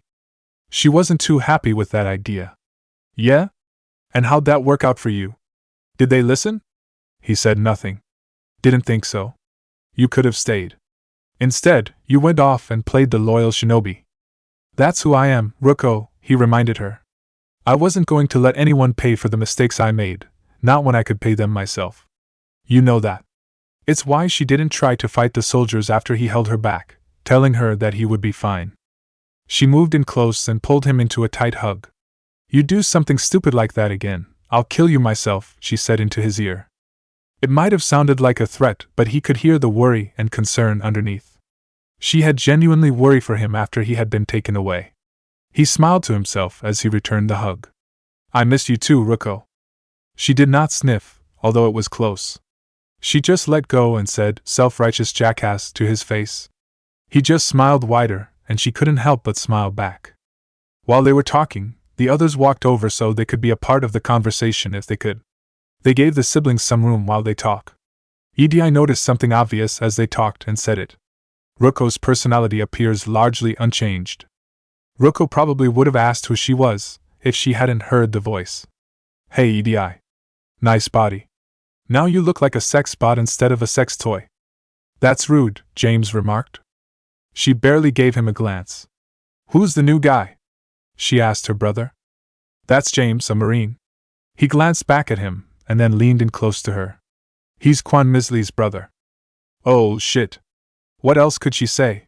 She moved past it fast. Look, right now, all I care about is getting my guys out of here. Naruto gave her a long look. Would we be talking about the students up there looking down at us? She looked up at them with a quiet pride. Yeah. I guess so. Never would have thought that you'd be a teacher, Ruko. She shrugged her shoulders like she didn't care, but she still looked proud. Well, I had some free time while you were off playing the noble sacrifice. Alliance Brass knew I helped you. They offered me this, and once I got that recommendation the first day, I was sealed. Apparently, the students responded well to my teaching style. She glanced up at them as she spoke. They were all too happy to agree with the sentiment. The psychotic biotic. One of them called out. I will destroy you, cheered another. She looked up at the girl. Drink your juice, Rodriguez, she told her.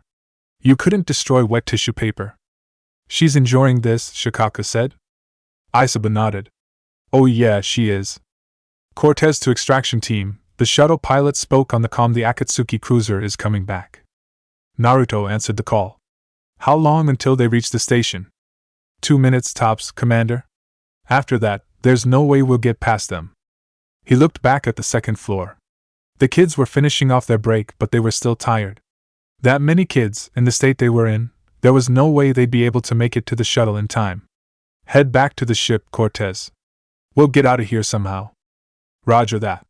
Good luck, sir. He switched the channels. Sanders, it's Naruto. We've got the students. They're safe. But we can't get to the shuttle in time. Understood, she replied. I might know another way off the station, but I need station-wide camera access. Can you disable the Akatsuki security override? It's routed through Orion Hall, so it should be nearby. Guys, start looking, he ordered his team. While they looked, he kept talking to Kahi. So, how does the override help us? We need to reach the Akatsuki shuttles. The cruiser won't auto-target friendly ships, which gives us a fighting chance to escape. Get me back the cameras, and I'll find a path to the shuttles that'll keep Akatsuki from boxing you in. He pulled his hand away from the comm and looked around the hall. Find anything? He called out. Nothing on the second floor, Gurus called out. He was outside the room checking the benches and the walls. James poked his head out of the room. Nothing in here either. He turned his head back and talked to someone inside. Ruko tracked the number of students inside the room. The second she knew who it was, she barked out, Rodriguez. You got time to flirt, you got time to check on your classmates. Sorry. The girl yelped before ducking back into the room. She sighed in exasperation. She noticed the amused look on Naruto's face. Not a word, she growled. I didn't say anything. He looked at the rest of the team. What about you guys? I have not found the override over here, Edi said, close to the door they came through. Maya looked up from the door on the left side. Nothing over here, she called out. Naruto, Liara said from the other side. She was standing over at bench that had a laptop on it. I think I've found it. Take a look inside, he told her. She bent over and placed her fingers on the keyboard.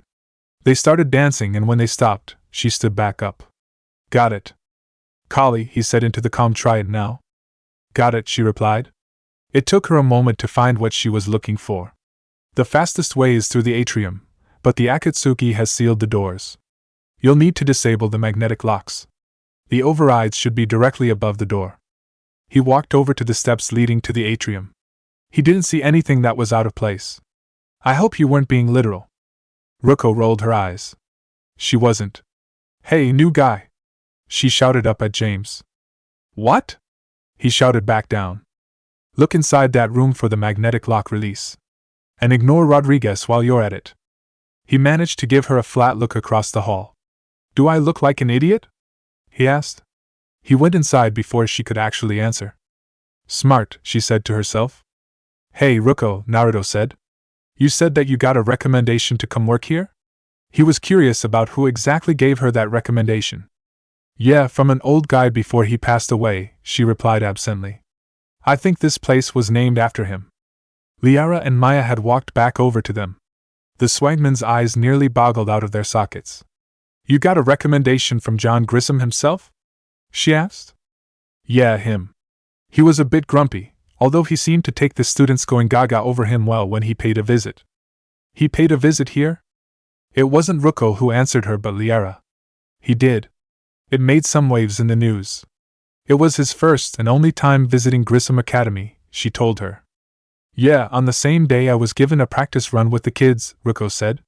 He asked me my name, and once he heard it, he just looked at the guys watching me and told them, don't lose her.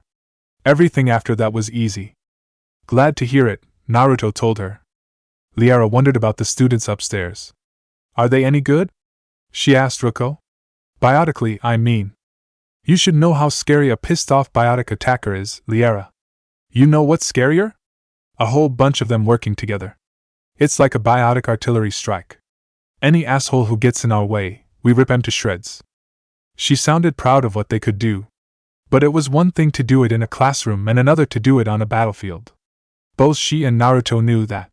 He wondered if they did. Probably not. Still, the question remained. He glanced up at the room with all the students. When he looked at her again, he was concerned. How are they dealing with the war? How do you think? She asked him. They're a bunch of teenagers. Until a few months ago, their biggest concern was getting laid. Will they be ready for the fighting? She didn't boast about how good strong. Instead, she looked up at the room again, her eyes full of concern. I don't think they have a choice. It was a grim thought. One he decided to move past. So, biotic artillery. What's that about?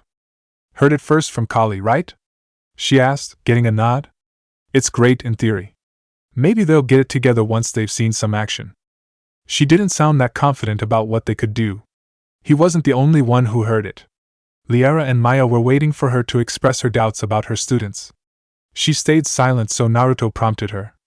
I'm sensing a but here, she said instantly. Well, considering we've got 4 of them in this conversation, I'm not surprised. Ruko, he said, half chidingly and half seriously. She stopped when she heard that tone. She knew that was the tone he used when he knew she was hiding something from him, and wanted to know what it was. Every time, she found that she could not fight against it. Alright, fine. They'd be better off as support. Put them in the back ranks, helping with the barriers and shit.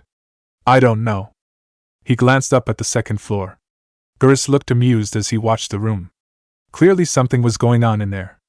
But he was more focused on the students. Do they know that? He asked her. No.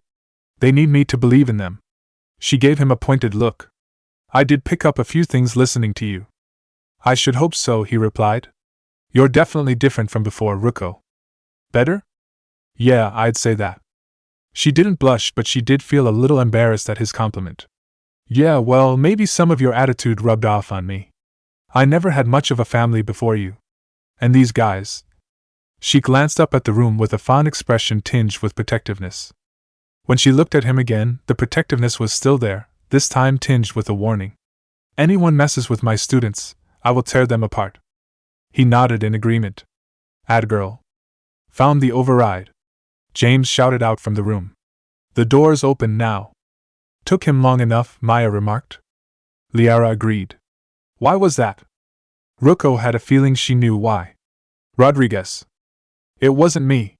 The ensign quickly shouted. The Marine fanboy plagued him with questions. Hey! A boy's voice squawked indigently. Ruko frowned. She knew who that voice belonged to. MacDonald, now is not the time for your future application to the Marines. We're trying to escape here. She shouted up at him. He didn't come to the window to look down at her. Instead, his voice squeaked, Yes, Professor, sorry. Everyone, get down here. We're on the move. They came down the stairs in a rush with Chris and James leading them. Naruto led his team to the door. It was cracked slightly open, enough for fingers to reach in and grasp the edge. EDI, give me a hand, he ordered. Of course. She put her gun and grabbed the left side. He grabbed the right and together they pulled it apart. It was a stubborn door that wanted to close back if they let it happen. They didn't let that happen and kept pulling it open. Once they had it opened wide enough for people to go through, Naruto looked at Ruko and her students. Alright, we'll go in first and make sure their attention stays on us. She nodded. We'll shadow you from the second floor and hit those guys from above. Did she just censor herself? Chome asked. Shikaku was equally surprised. Yeah, she did. That actually happened. I wouldn't have believed it if I didn't hear it myself. She has changed. EDI agreed with Ruko's idea. A good strategy that protects the students from direct fire, she told Naruto. He nodded and looked at the students. Don't get cocky, don't get reckless, he told them. Only take the shot if you're sure you can. We're not, I repeat, we are not hauling any carcasses off this station. He's right, Ruko said, nodding vigorously in agreement. She turned her eyes on her students. I didn't bust my ass training you so you could die now. Keep low, pick your targets. Omni-tools came alit when the Akatsuki speaker started talking again. Students of Grissom Academy, this station is sealed, he told them in that arrogant voice. The Alliance soldiers can't save you. All they can do is get you killed. Surrender peacefully, and you won't be harmed. She had one thing to say in response, and she said it with a scoff. Asshole. Damn it, Kali said over the comm, they're messaging everyone. Students, switch your Omni-tools to privacy mode so they can't track you. They started to do that, but Rodriguez looked doubtful. What if they're not lying? She asked everyone but looking at her teacher. Her words caused the others to start to show their doubts. Oh, they're losing belief, Saiken remarked. Something should be done before they lose it completely. You're right, Kurama agreed. Naruto, do your thing.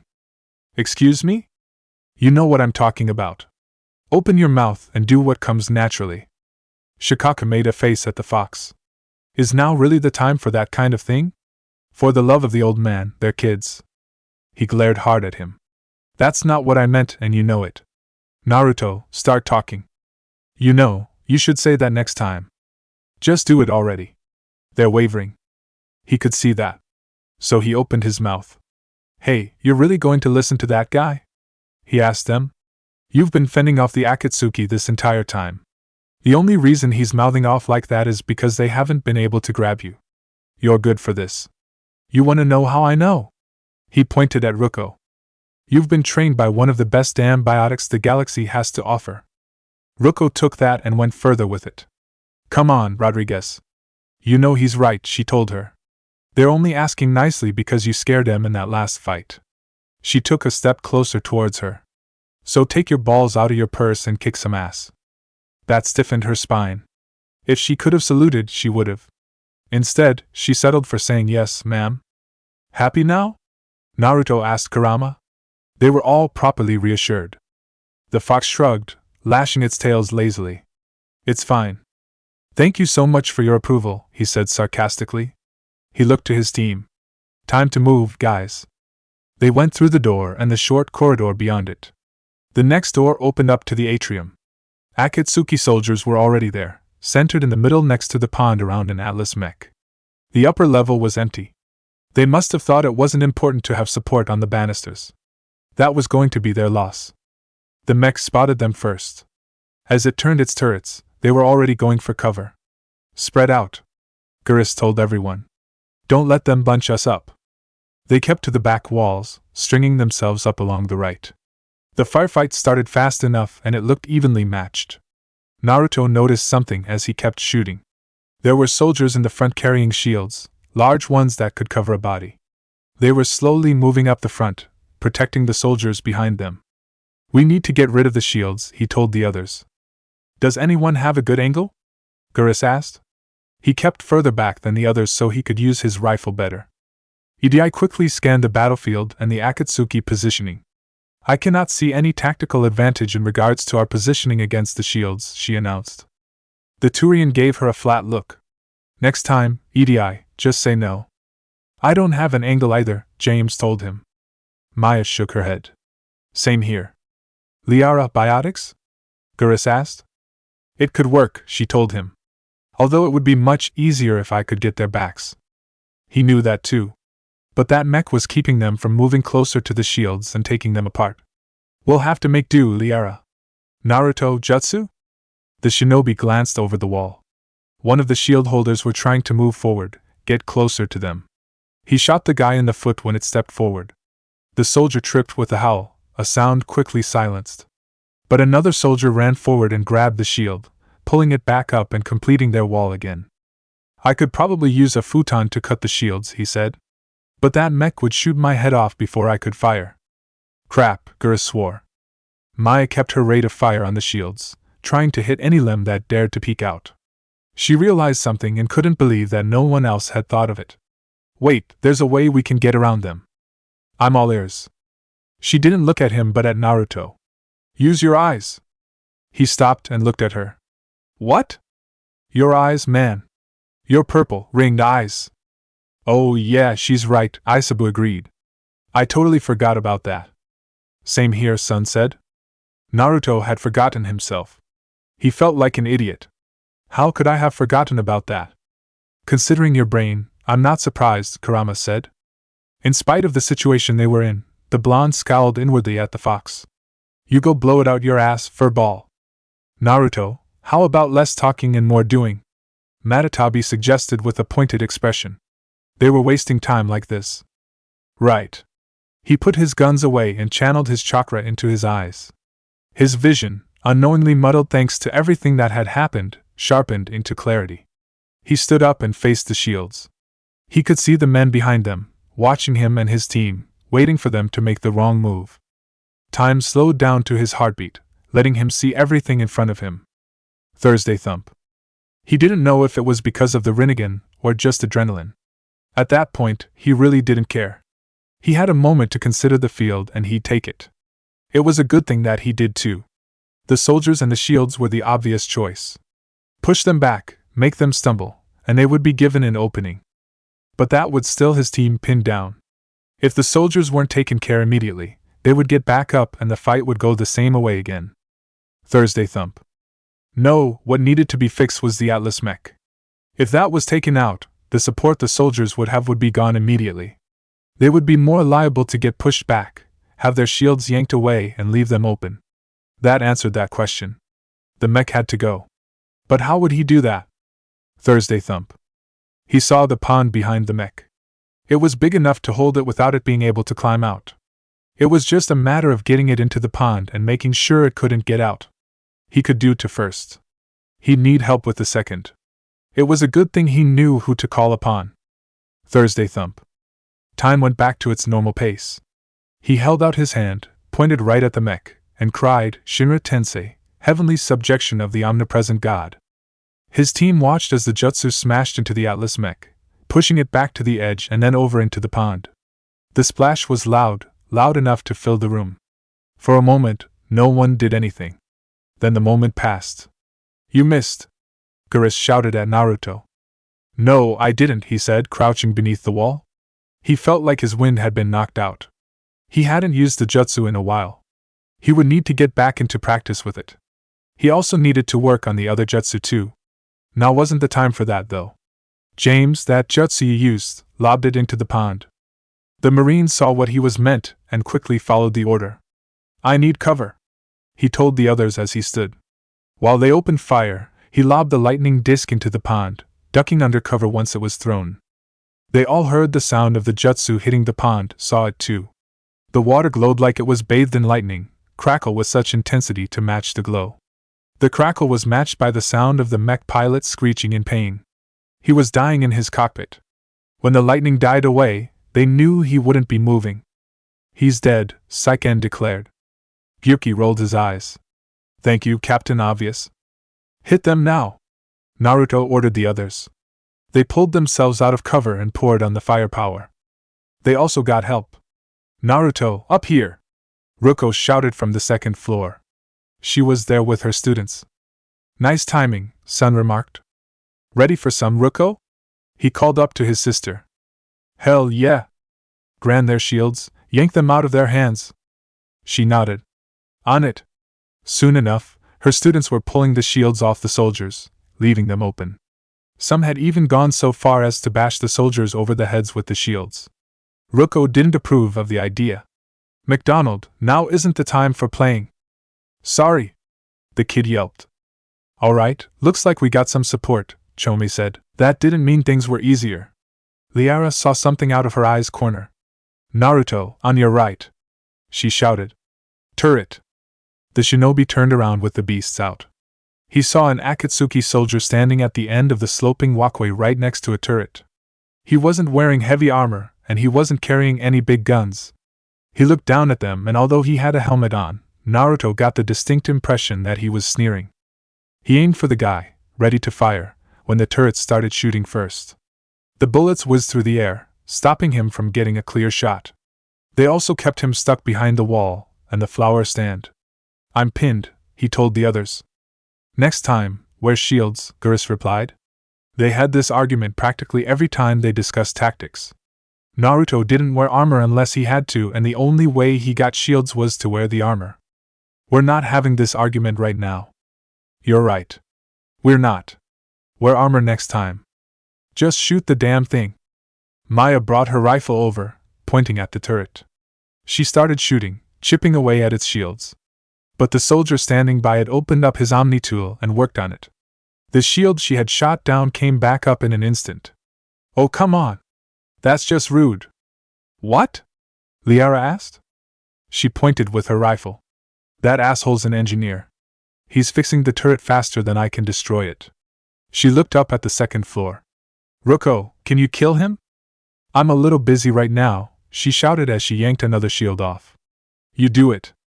I'm not a biotic. Then figure something out. I can't do everything. You don't do that in the first place. Liara focused on the engineer, letting her biotics dance across her skin. She reached out and grabbed him. He hadn't been expecting it and couldn't react in time. Once she had him, she threw him against the turret several times. She broke the shields with his body, killing him in the process. There, she told Maya. Shoot it now. The swagman did just that. A couple of shots later, and the turret was a burning wreck. Naruto came out of cover when he heard the explosion. Thanks, he told her. Not a problem. He looked at the rest of the battlefield. The Akatsuki who weren't dead were fleeing through a side down near the center. Go after them, he ordered his team. He reached for the Calm Kali. We made it to the atrium. I'm taking a back route to the shuttles, she told him. I'll meet you there. Hey, Naruto! Ruko called out just before they went through the door. You've got a problem.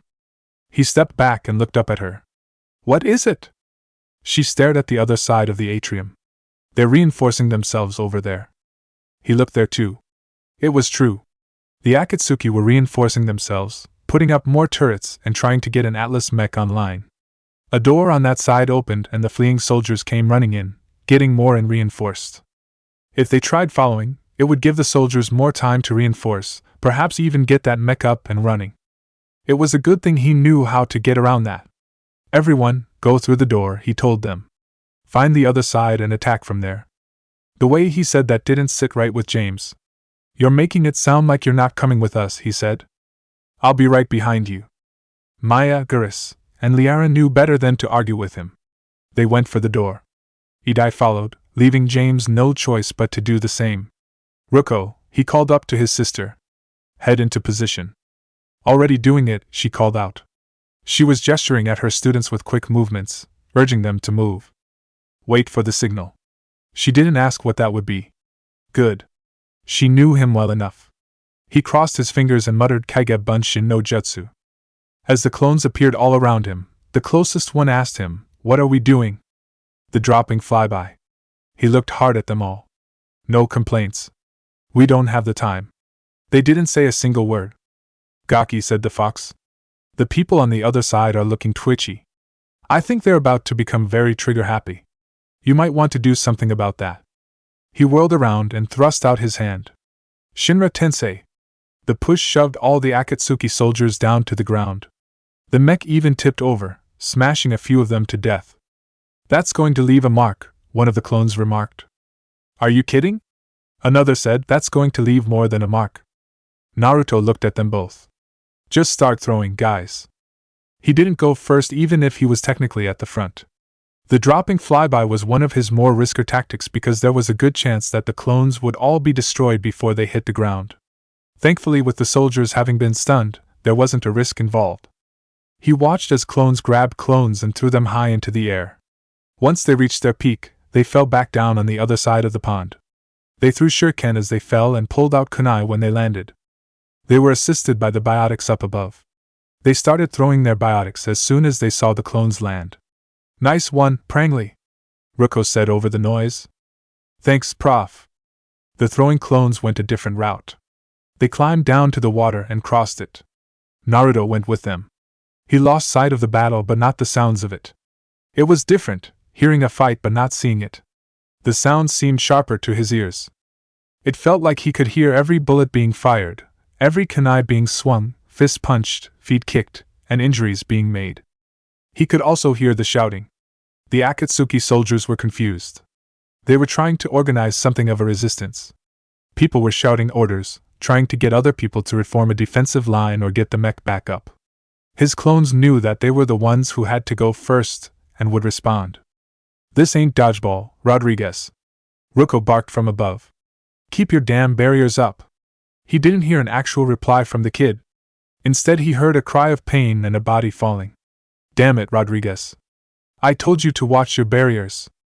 Sorry, Prof, the girl said, obviously in pain. Prangly, slap some Medigel on her. I'm okay. Like hell you are. Stay down. If you die on me, I will kick your ass. Ooh, somebody sounds protective, Saiken said. You come after my kids? You are dead, you hear me?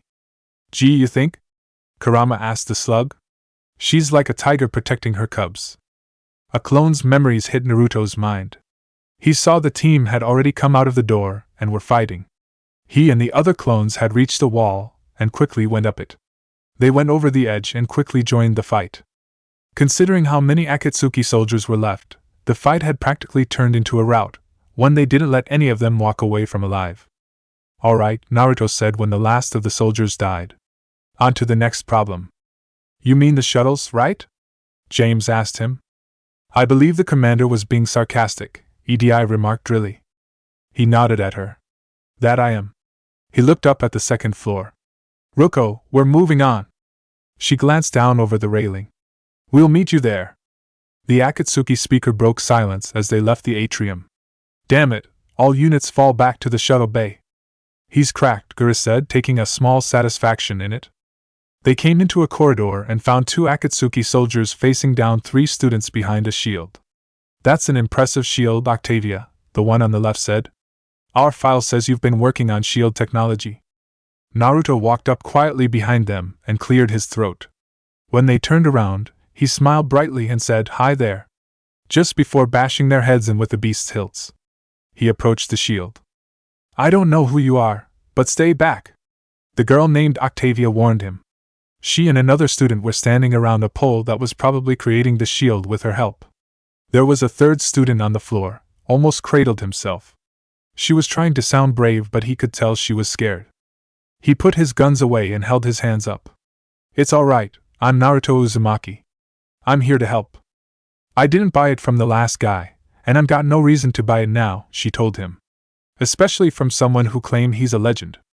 Due to the difficulty of carrying both the child and the Biju, a woman Jinchuriki's pregnancy will last up to 300 days.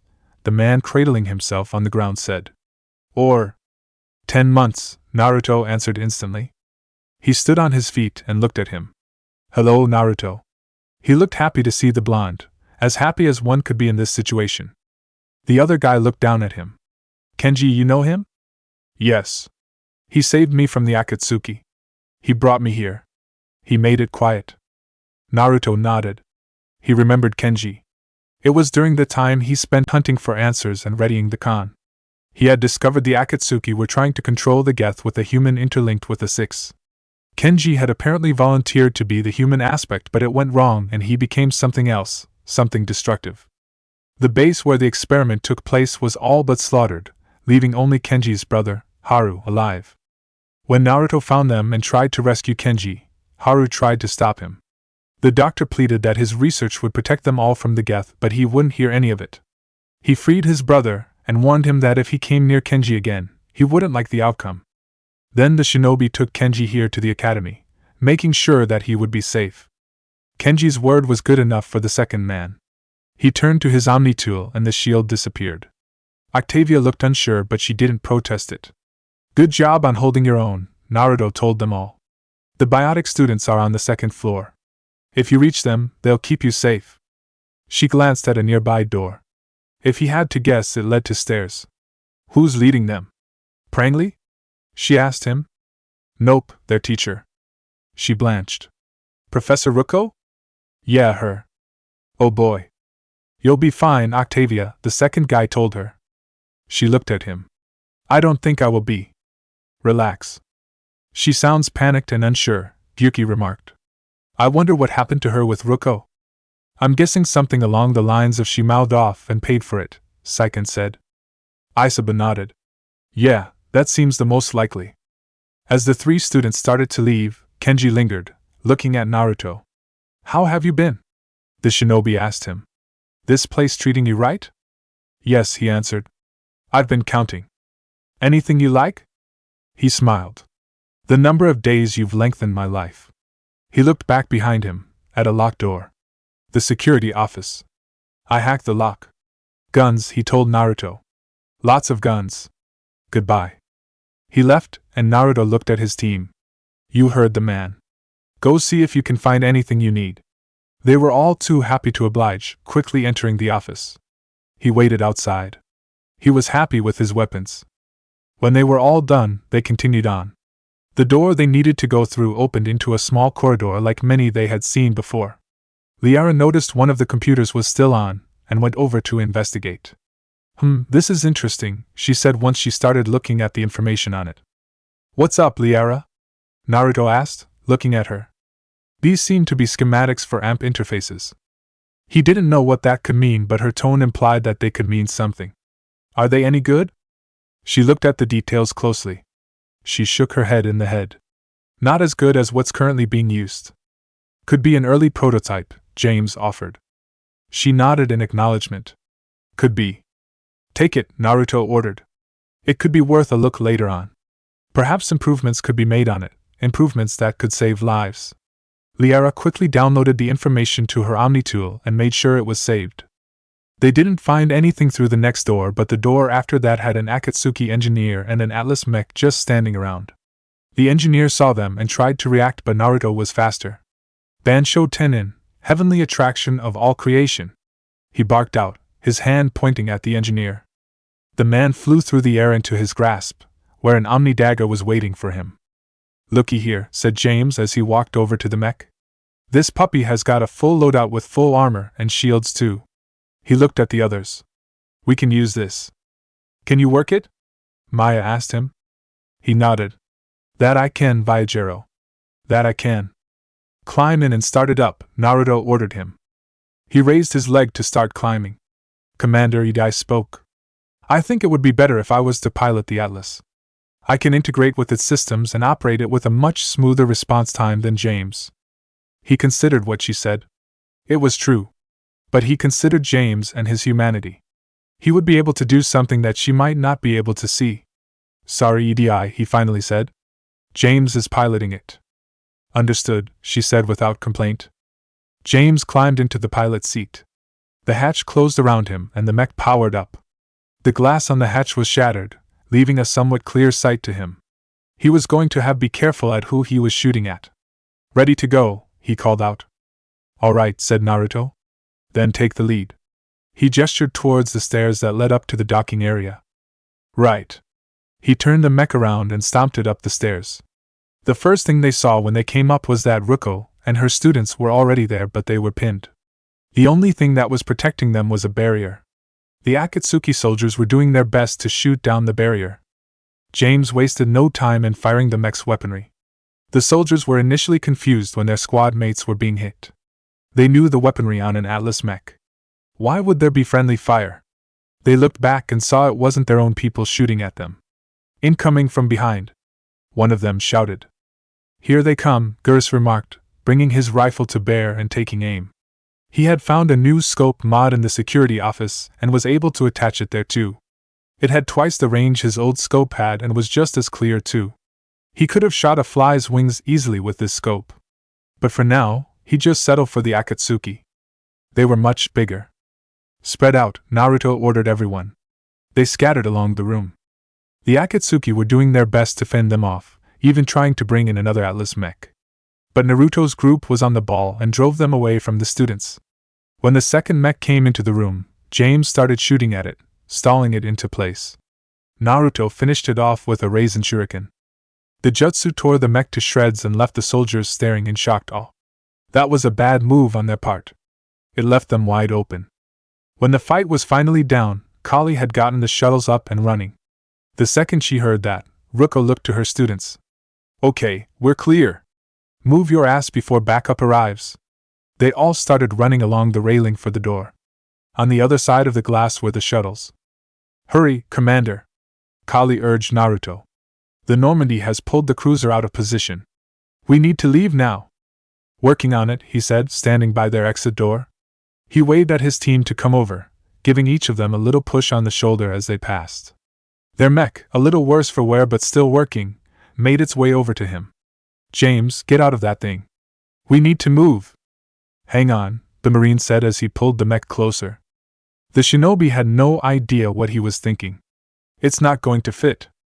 I'm not trying to get through. What are you doing then? You'll see. He brought the mech right up against the door, practically barricading it. He opened up the hatch and slid down, landing right in front of Naruto. They can't get in easy this way. Smart, Sun remarked. Naruto would take the time to say the same later. Come on, he told the Marine. Let's move it. They raced around the corridor into the bay. His team, Ruko and her students, and Kali were already inside. Kali was standing beside one of the shuttles, working a console furiously. How we looking, Kali? He called out to her. Shuttles are unlocked, she announced, popped the shuttle hatches open. The students all climbed aboard the closest one. The second their feet touched the metal flooring, they felt a lot safer than before. Get in the cockpit and get the students away, he ordered. Ruko was counting her students and noticed something off. Wait. Where the hell's Rodriguez? She wasn't with you? I thought she was. Prof. McDonald shouted, pointing at the window. There. They looked at the window. There was Rodriguez running for her life. 2 Akatsuki soldiers and a man in a uniform chased after her, taking shots too. She tried to reach the door but it was blocked by the mech. She was stuck and everyone who saw her situation knew it. She dove behind a row of chairs for protection. It wasn't going to be enough. Get the little bitch! The uniformed man shouted at the soldiers. Naruto and his team knew he was the man who had been on the speaker the entire time. Their opinion of him didn't raise when they heard that. Naruto's eyes instantly morphed into the Rinnegan. She needs help, he said, raising his hand. Ruko moved past him, putting his hand down. She needs more than that, she said, her biotics flaring red. Move out of the way, Naruto. He watched her biotics coating her body like a frame. Something was moving inside it, taking the shape of a head. The last time he saw it, it had been a fox. It was different now. Now he saw a tiger's head, and it looked rather angry. It opened its jaws and roared in sync with Ruko's shout. She threw her biotics against the glass and it shattered. The shards hit the guards and killed them. The uniform got a big one in the leg and fell down screaming. Naruto hopped over the ruined window and grabbed Rodriguez. I got ya, he said. Thanks. She hissed as she got back onto her feet. Who's the idiot that left the Atlas mech in front of the door? How about we worry about that later? He helped her through the window but looked back at the uniform lying on the ground. He made a clone. Deal with him, he ordered. The clone nodded and marched over to the fallen man. Ruko eyed the entire scene with suspicion. What was that about? She asked Naruto as he brought Rodriguez to the shuttle. Just passing on a warning, he said shortly. The clone watched the shuttle fly out of the station. He turned to the uniform, pinning him with a glare. You were in command of this mission, weren't you? The man did his best not to squeak yes. He knelt down and took the glass shard in hand. He pulled once and it came from free, getting a yelp of pain from the uniform. He placed the shard on his throat. I'm going to spare you so you can pass on a message to the elusive man. If I find out he tries to pull a stunt like this again, I will respond in kind. I will go after your families. I will hang the carcasses of your wives and your husbands in your houses. What children can fight will have their minds wiped and be conscripted into the alliance. Those who are too young, well, he smiled cruelly, I'm sure they'll fetch a good price in the terminus system. The man's eyes nearly bugged out of his head at those threats. He had a wife and a little girl. They didn't know what it was he did. They were innocent. You can't, he protested. He pressed the shard a little harder on the man's throat. Can't I? Perhaps you should have thought of that before coming here and threatening the students with the lives of their families. Turnabout is only fair, wouldn't you say? Please. The clone snorted in disgust. He pulled the shard and stood up. Run back to your master. Tell him my threat. The uniform scrambled back to his feet and bolted for the next shuttle. He didn't look back so he didn't see the clone dissipating into smoke. The second the shuttle had left the station, Naruto was on the comm with Joker. We're coming back in an Akatsuki shuttle, Joker. Watch where you shoot. Right, I've got you on sensors. Should be just a minute, Joker replied. Kali turned her head from the cockpit, looking at Naruto. Thank you, Commander, she said, meaning each word. We'd have never gotten off that station if you hadn't come. He looked at her, saw her face, and realized instantly why she had looked so familiar. That was Sakura's face looking back at him. The hair might be blonde and the eyes blue, but he could see his old teammate looking back at him.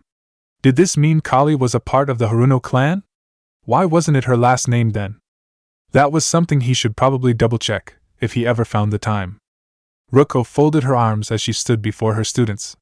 Now that Naruto had a proper look at her, he saw the shape on her shaved head was actually the characters for Herald. He also noticed that there was something on her jacket's back. It was the island letter Omega with a Rinne Sharingan below its arch. Forget that, Ruko said. We kicked ass. Next place we dock, you're all getting inked.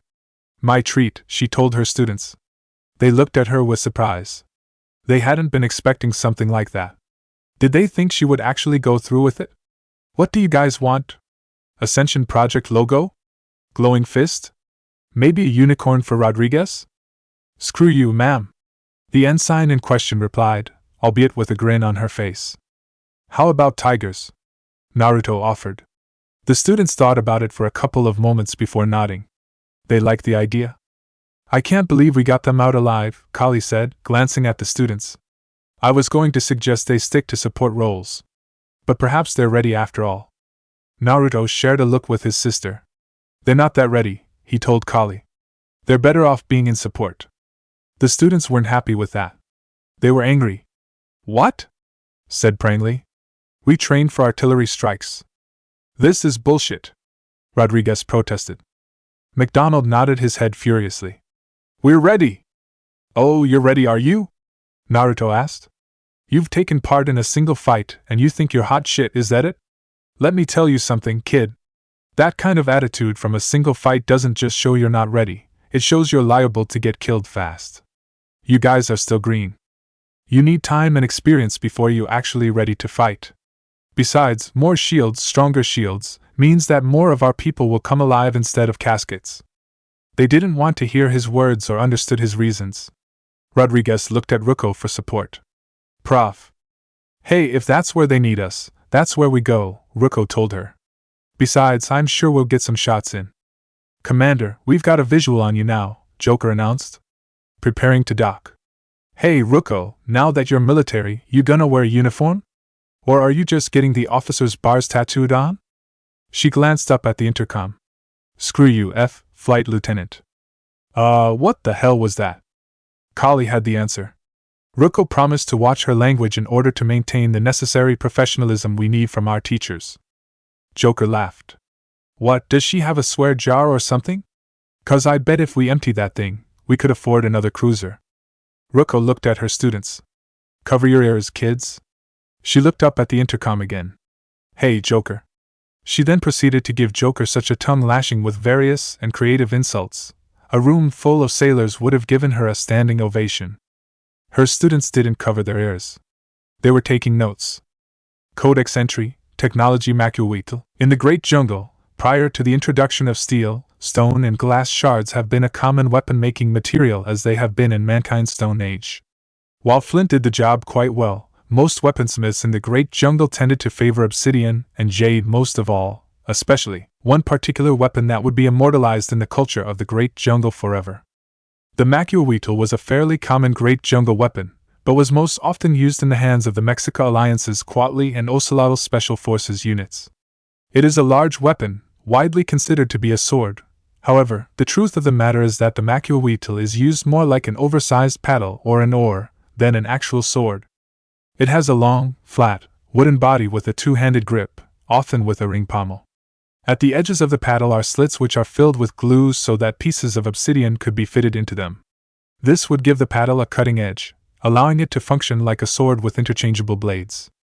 Due to the fact that obsidian is 12 times sharper than surgical stainless steel, cuts made by this weapon are almost effortless, to the point that it is theorized that the Macuitl could easily decapitate a horse.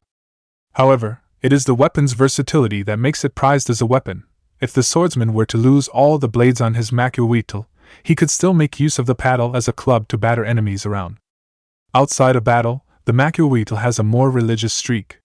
In the hands of Mexica priests, the sword is used for ritual sacrifices to the gods, decapitating victims effortlessly. Outside of that, it was also used in an ancient style of ritual execution meant for prisoners of war that were considered too good to be sold into slavery. The execution victim would have their feet tied onto a round dais, and would be given a Macuitl with feathers for blades while being set upon by warriors with Macuitl with live blades. They were expected to fight the warriors with obsidian blades until they themselves were slain in battle, their hearts offered to the gods. Today, the Macuitl is a ceremonial weapon given to all great jungle hunters as a sort of plaque to commemorate heroic deeds. To this end, the wood chosen for this is often stained to bring out the wood grain, and the blades are sometimes riveted into the edges instead of glued on. Blades for a congratulatory Macuitl are often made of obsidian, though some with jade and well-polished flint blades are not unheard of. Chapter 73, Just Walking Around. Location, Citadel. Naruto had Joker fly the Normandy back to the Citadel. That way, he could make sure that Ruko and her students were brought into the war effort proper, and the support roles they needed to be. When the ship docked, Ruko did what she promised and took everyone to the ink shop. She even dragged Kali along, despite her feeble protests. While the crew who could go ashore did, the team did the same. Naruto went straight to the hospital to check on Ashley. He walked into the foyer and saw her doctor instantly. She recognized him too. "Hello, Commander," she said as he walked up to her. "Here to see our patient?" "I am," he started, only to stop. "Sorry, I just realized I never got your name." "Sorry about that." She smiled a little. While most men would have tried to use that as a pickup line, he was genuine. It also helped that his blue eyes shined with sincerity. She had to force herself to stop looking at those eyes. "You're a professional," she reminded herself. She was not a teenage girl who fell in love with every hot guy she came across. "It's all right. It's Michelle." "Hey there, Michelle," he said to her. Then he paused and shifted through his memories. "Wait, I remember helping a Michelle when I first came to the Citadel. She was being threatened by Fist's men." She smiled. "Yes, that's me." Kurama laughed. "Nice going, Gaki. Your memory is leaking." "Shut up, furball." He gave her a sheepish look. "Sorry I didn't recognize you." "That's on me." "It's all right," she assured him. "It's been some time, after all. I never expected you to come back and check up on me." That just made him feel even more guilty about not recognizing her. So, how's Ash? He asked, wanting to move on. Stable. There's no evidence of cognitive from the concussion she suffered when she fell, but her wound is healing nicely. Bed rest under observation is all that's needed now. I'm sure a visit would be welcomed. Thanks. He looked at the hospital again. He was only in the foyer, and the place was practically packed. Man, with a place this big, you must have a lot of people reporting to you. We've got 12 full-time doctors, and over 50 support staff, she told him. It can be overwhelming, quite different from my days in the wards. What about supplies? We're well stocked now, but I can't say I'm not worried about the future. The mere thought about the Reapers attacking the Citadel again was enough to make her shudder. We've posted guards on our reserves. War profiteering has already begun. He grimaced for her sake. Sorry to hear that. It's not your problem, Commander. She gestured to the rest of the hospital. Go on. Ashley is waiting. Thanks. Ashley was still in the same room as last time, so finding it was easy. But when he walked in, he was surprised to see Udina standing by the bed. I'd like an answer, Lieutenant Commander. The galaxy has need of exceptional soldiers like you, he told her. Now more than ever. I still need time, she told him. You'll have my answer soon, I promise. I look forward to it. He turned around and walked out of the room. He went past Naruto, giving him a brief Naruto, in passing. Udina, the shinobi said back. He went up to the bed and sat down next to it. Ashley looked a little better, but she still looked like she had come out of a bad fight barely the victor. What was that about? He asked her. That? She asked back. Udina was offering me the chance to become a Citadel Spectre. He was honestly surprised by that. Whoa, really? He had honestly forgotten about him being the only human Spectre. Yeah. She shifted in the bed, trying to move up so she could actually look at him. It's an honor and all, but, I don't know. I need to think about it some more. Good move. He almost wished he had that option before he was picked. It was always a good idea to think something through before doing it. Of course, his younger self wouldn't have paid much attention to that. He pulled out a book from his back pocket. Here, thought you might be a bit bored just laying around.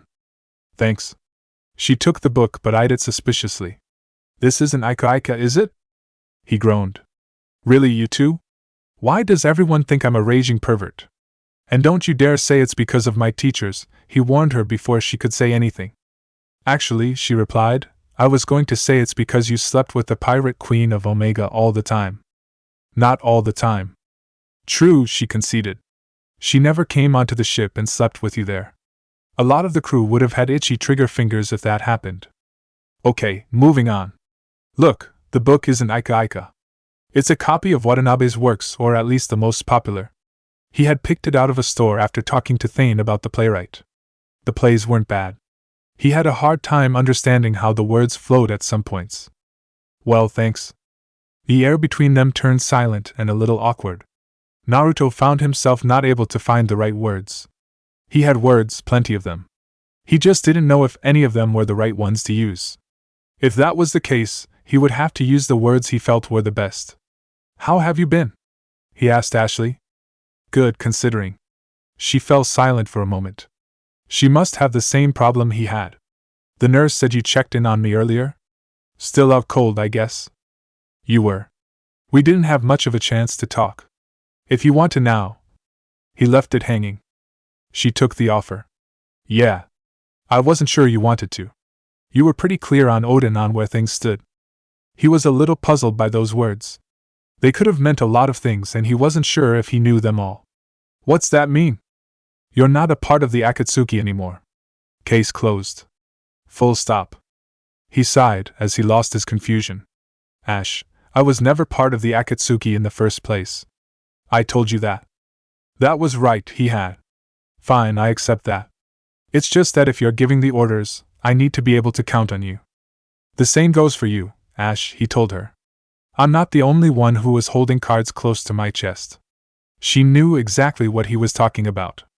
It showed in the flash of recognition her eyes had. She must have thought he was threatening her. There's a lot of crappy things happening out there in the galaxy, Ash. All we've got right now are the people we can trust. I trust you. Do you trust me? She nodded slowly. I do. Good. Then we don't need to worry. He started to raise up out of the chair. She reached out a hand and stopped him. Naruto, wait. He sat back down in the chair and looked at her. There was one more thing. I wasn't sure if I should mention it. What? I have family on Earth. I haven't heard from them. It's making me crazy. The Uchiha clan? He hadn't thought about Konoha since fleeing Earth.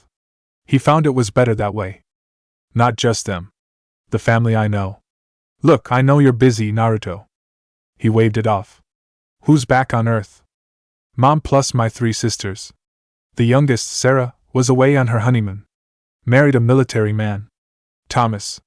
He got called back in and she was stuck alone. She called me. It's been pretty tough. I can imagine. I was always there to protect them growing up. Even when I was off on tour, they knew they could talk to me. I told her to come to the Citadel. We can wait for news together. And that was probably when Earth got hit, he thought to himself. It made sense to him. It also left him with a question. Anything from Earth? We have reports coming in all the time on what's going on. Half are wild speculation, and half are probably too optimistic to be true. So in essence, she had heard nothing of value. That wasn't something either of them wanted to talk about. He knew that much. They had to change the topic. It was a good thing he knew one thing to talk about. So, about you being a lieutenant commander? She grinned a little. Seems like my grandfather's curse is losing its grip. Was sure I'd top out at Chunin.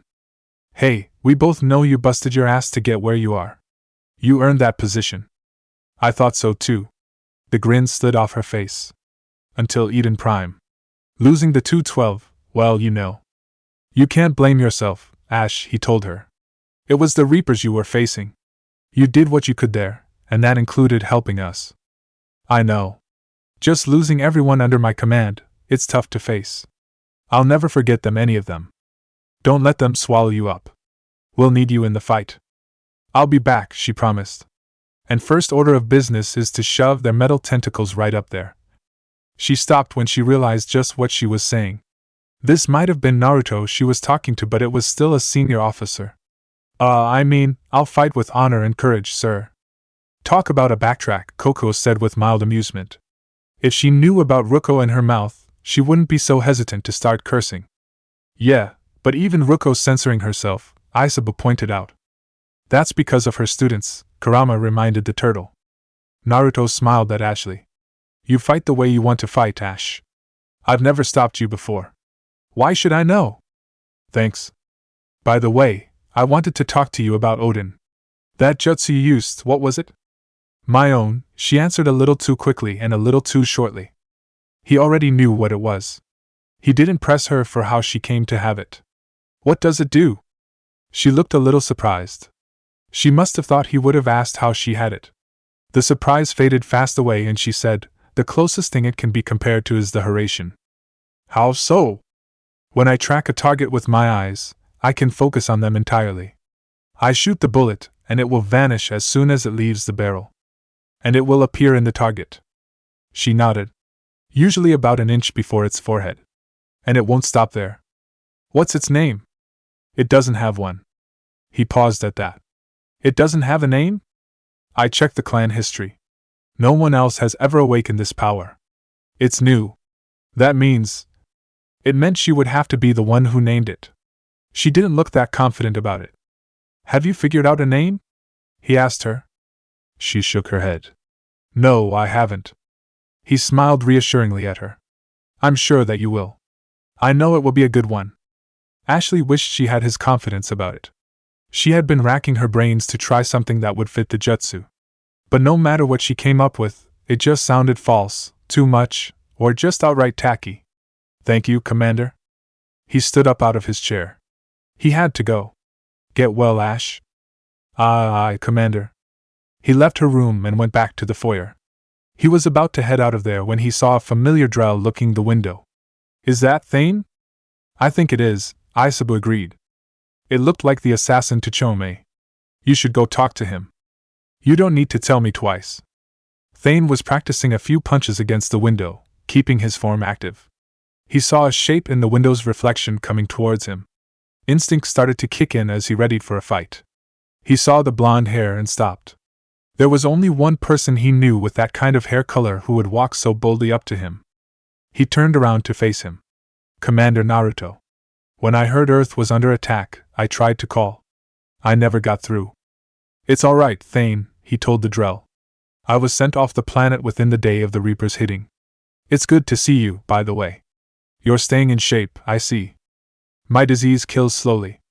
With enough care and a healthy lifestyle, it can be delayed for a few years. Of course, my allotted time has come and gone. Now I exercise because it pleases me. He looked at the blonde with a puzzled look. What are you doing here? Seeing another comrade who was injured while fighting with me. Her name's Ashley. Thane knew who he was talking about. The dark-haired woman in intensive care, he said. She will be starting physical therapy with my class soon. The blonde nodded. Yep, that would be her. If she means something to you, then I will help how I can. As long as she's here, consider her under my protection. He smiled at that. Thanks, Thane, but I probably wouldn't recommend telling her that. She'd probably get out of the bed and kick your ass. I will take note of that. He smiled a little himself. Thanks again. I am near the end of my life. It is a good time to be generous. The smile vanished. Keprel's syndrome has put most of my other plans on hold. Naruto knew that was true, but it didn't make hearing it sound any better. Sorry. You have nothing to apologize for, Commander. Come, let us sit. There were 2 chairs nearby facing the window.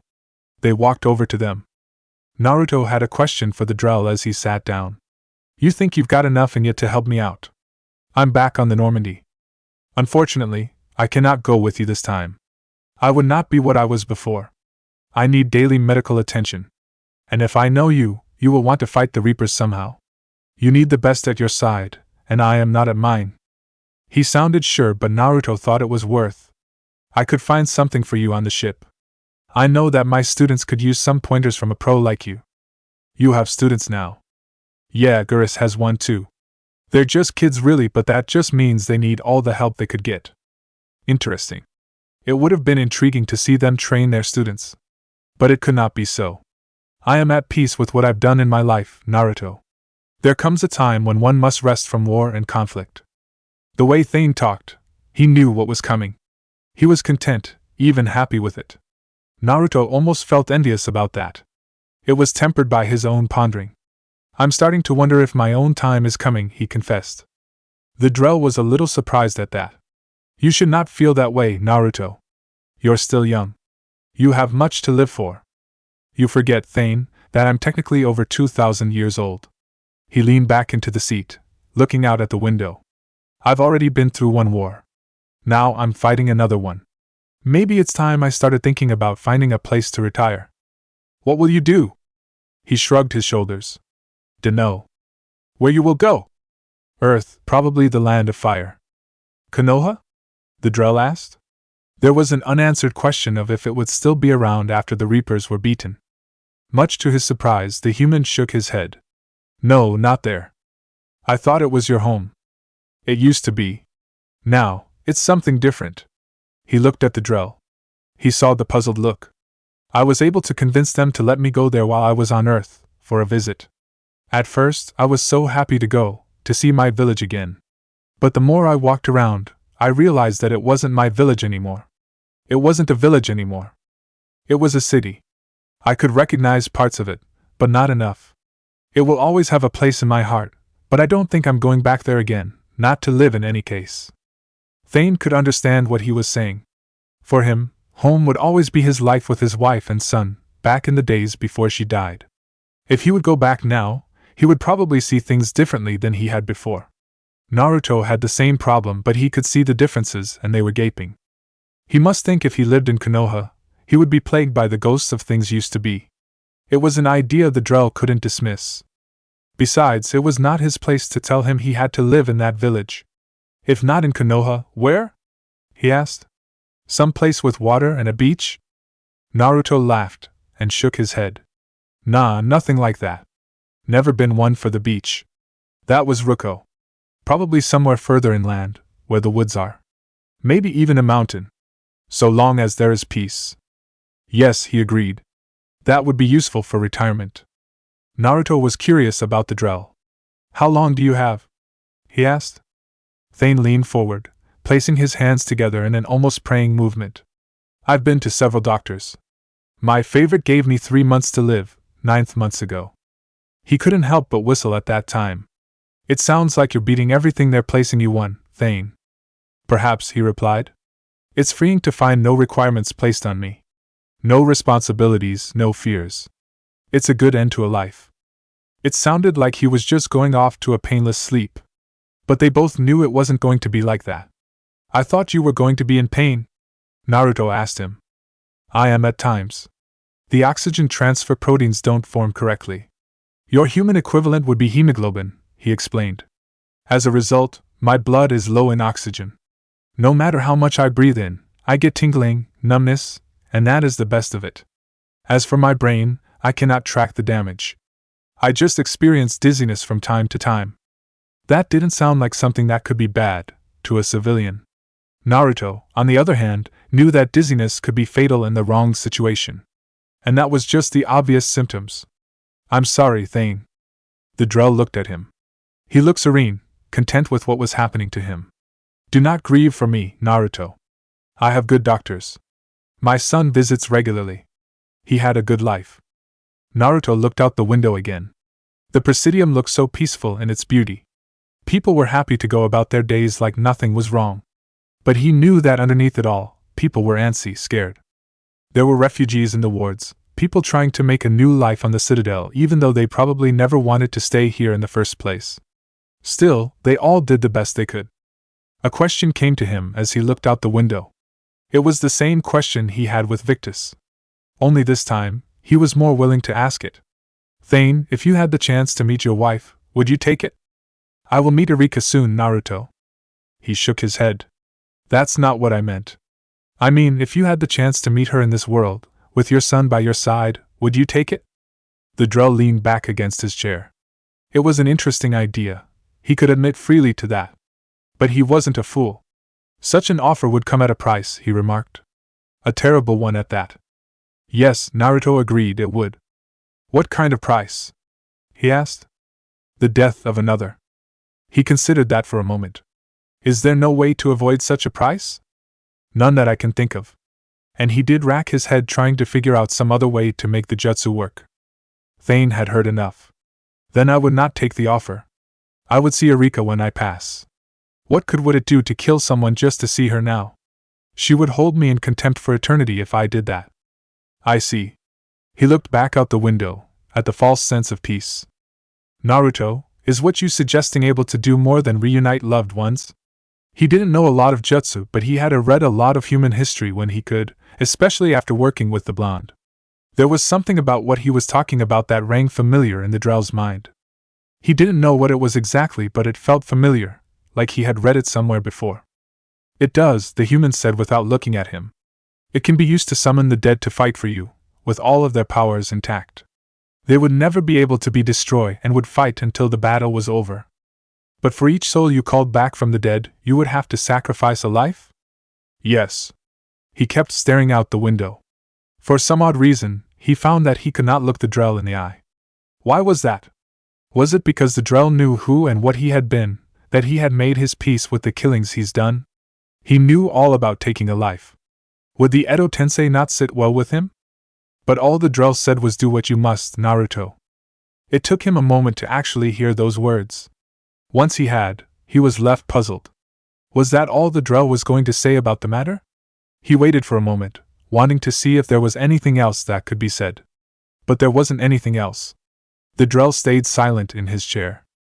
Kurama took that to mean the blonde had been given the green light. What are you waiting for? He asked him. An open invitation? You can use the Edo Tensei, and you would still be fine in his books. That's not what I'm looking for, Fox, he replied. You sure about that? Yes. I don't believe you. He didn't say anything else to the Kyuubi. Goodbye, Thane, he said to the Drell, getting up from the chair. He did the same. Goodbye, Naruto. I hope we will see each other again before my time is gone. As Naruto walked to the entrance, his calm came alive. Commander, can you hear me? Samantha's voice asked him. Commander, hello? I heard you the first time, Sam, he said quietly. What's the matter? He was certain that she was blushing on the other end, embarrassed that she had sounded like that.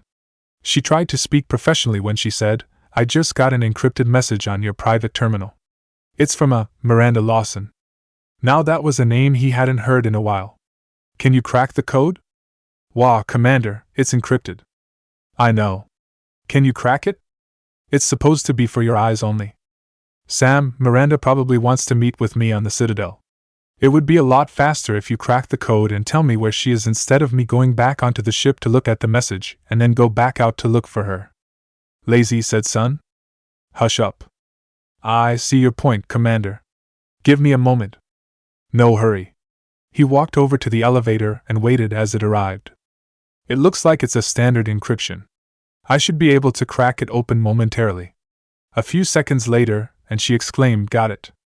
Where is she? The elevator arrived and he stepped inside. Bay D-24, right where the Normandy is docked. Thanks, Sam. Of course, Commander. What would you like me to do about your terminal? Turn it off. He wondered why she would even ask that question in the first place. Right, sorry. She was back to sounding embarrassed. Do you know where to go? Shikaka asked Naruto as the doors closed. No, I'll just wander around the Citadel and hope I get lucky, he replied sarcastically. Well, if it works. Don't do that, Gyuki told the blonde.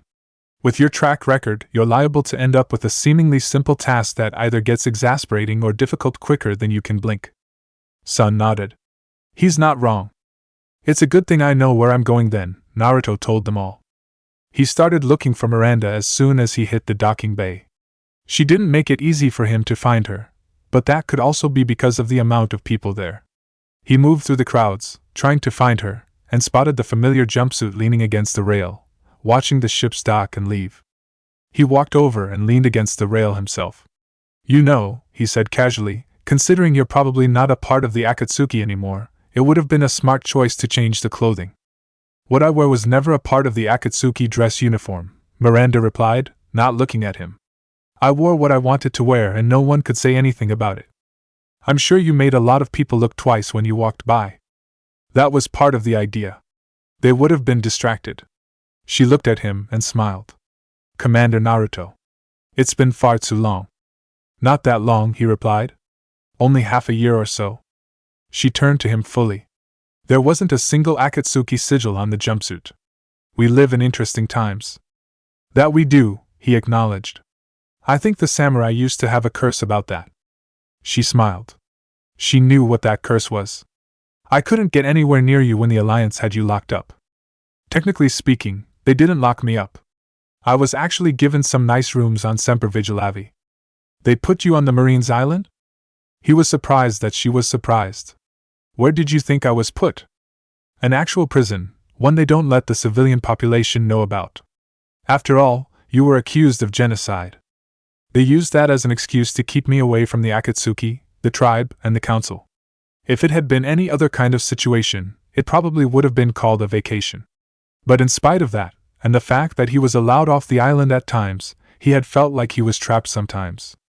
I'm surprised they didn't court-martial you. The Alliance isn't known for its flexibility. There was a small note of distaste in her voice. In spite of her not being with the Akatsuki, it was clear that she still had some opinions. He wasn't going to begrudge her that. You know, I think that they were more concerned about trying to purge the Akatsuki. For a moment, it felt like they were back on the Normandy, hunting down answers for him or going after the tribe. But then reality came kicking back hard. It doesn't matter now. She heard the change in his voice. She knew what was on his mind. Commander, about Earth. She left it hanging, but he knew what she wanted to know. The Reapers started tearing people and things apart the second they entered orbit.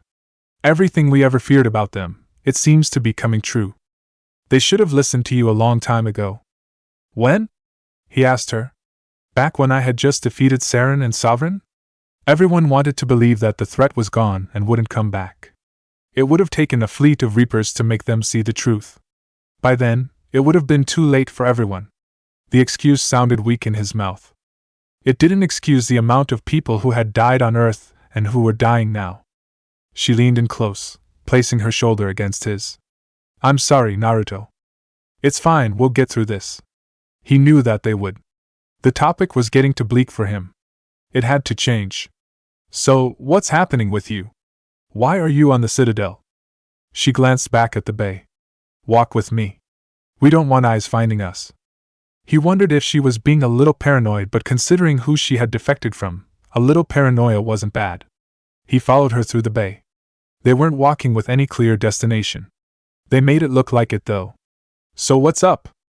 I'm here because I need to talk to a few people. Like you, Miranda said.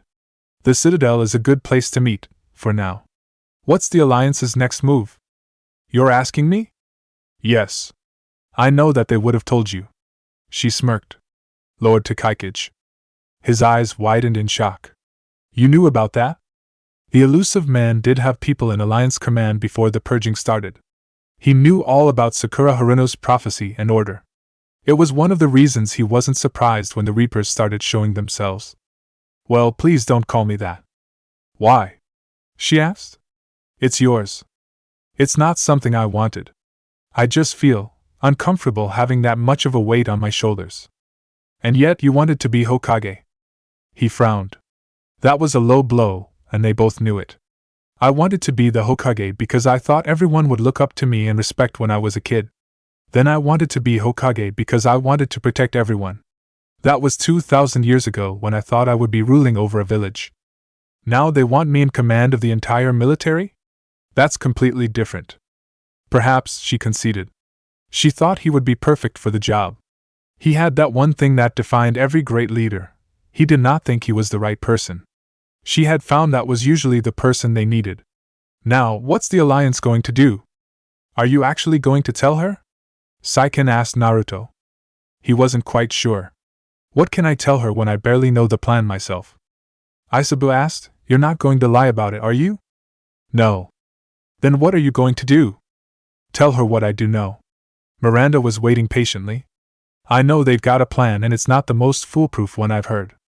She sighed and shook her head. Not surprising. A worried look crossed her face. Naruto, there's something I wanted to mention. What? She paused and looked at the window, at the Normandy. I haven't heard from my sister, Oriana, for a while. I'm getting worried. Oriana? He repeated. Yes. I don't want to overreact, but, well, there's a lot going on. Didn't we make sure that she was safe? We saved her from eclipse after all. Chome quickly raised a point. Actually, it was Ruko who saved her sister. And got shot in the ass for it too, Shikaka added. Naruto mentally grimaced at that point. I don't think she's forgotten that part. The last time someone had brought it up, she had clocked him upside the head with a plate. She apologized later, but everyone got the point. Don't talk about her getting shot in the ass.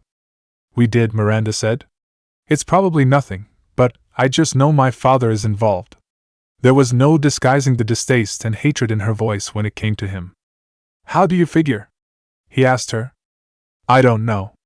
Everything I had in place to make sure she was safe went dark. His next question came instantly. What can I do to help? Gyuki sighed in exasperation. See what I mean? I do, Kurama told him. Trust me, I do. Miranda smiled in thanks. I appreciate the offer, Naruto, she said. But you have your hands full. If I need a door or two kicked down, I know just who to call. But for now, I'll be fine. He folded his arms. You know I'm good for more than just kicking down doors. Yes, but you're so good at it. Her smile faded away and she turned serious as she led them to a few chairs. They sat down and relaxed, looking like they belonged there. I have to figure this out. I'm sure you will. Have you run into the elusive man lately? Just once, she told him. He said it had been a pleasure working with me. But he needed to contain the situation. His stomach tightened at those words. Why do I get the feeling the outcome of that wouldn't be good? He asked her. Because you have good instincts. He doesn't take rejection well. Yeah, I figured. So, how do you figure your dad is involved with your sister? Her eyes hardened with worry as soon as he said that last word. I kept careful tabs on my sister. I always knew where she was. For her to just vanish, it could only be him. She was certain of it, and that was what she hated the most. After I hid her away, I knew he would stop at nothing to find her. She's all he has left. I have a hunch what happened. But I'll fill you in when I'm certain. I'll be listening. A thought came to him then. What did you do after I was arrested? It might have sounded intrusive, but he wanted to be sure that his team had been fine after he had been taken away. So far, they had nothing to complain about. She told him, I've been in hiding. Being on the run from just about everyone isn't as glamorous as it sounds. He smirked knowingly at her. You're telling me. He was the one who had been on the run from both the Akatsuki and the tribe while making the rest of the galaxy think he was either killed or missing. She took the hit with grace, acknowledging what happened to him with a nod. I knew there would be repercussions from leaving the Akatsuki. I don't think you'll have a lot of luck finding information.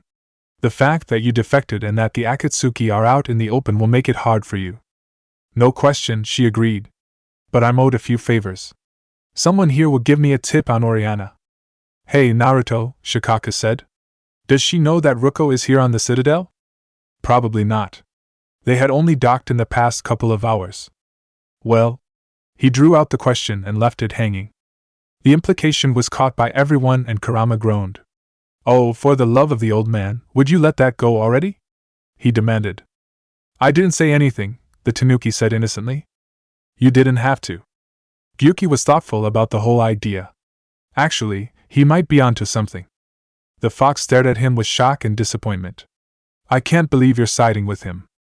Get over yourself, Kurama. I'm saying he might have a point, that's all. Excuse me, might? Shikaka repeated. There's nothing might about it.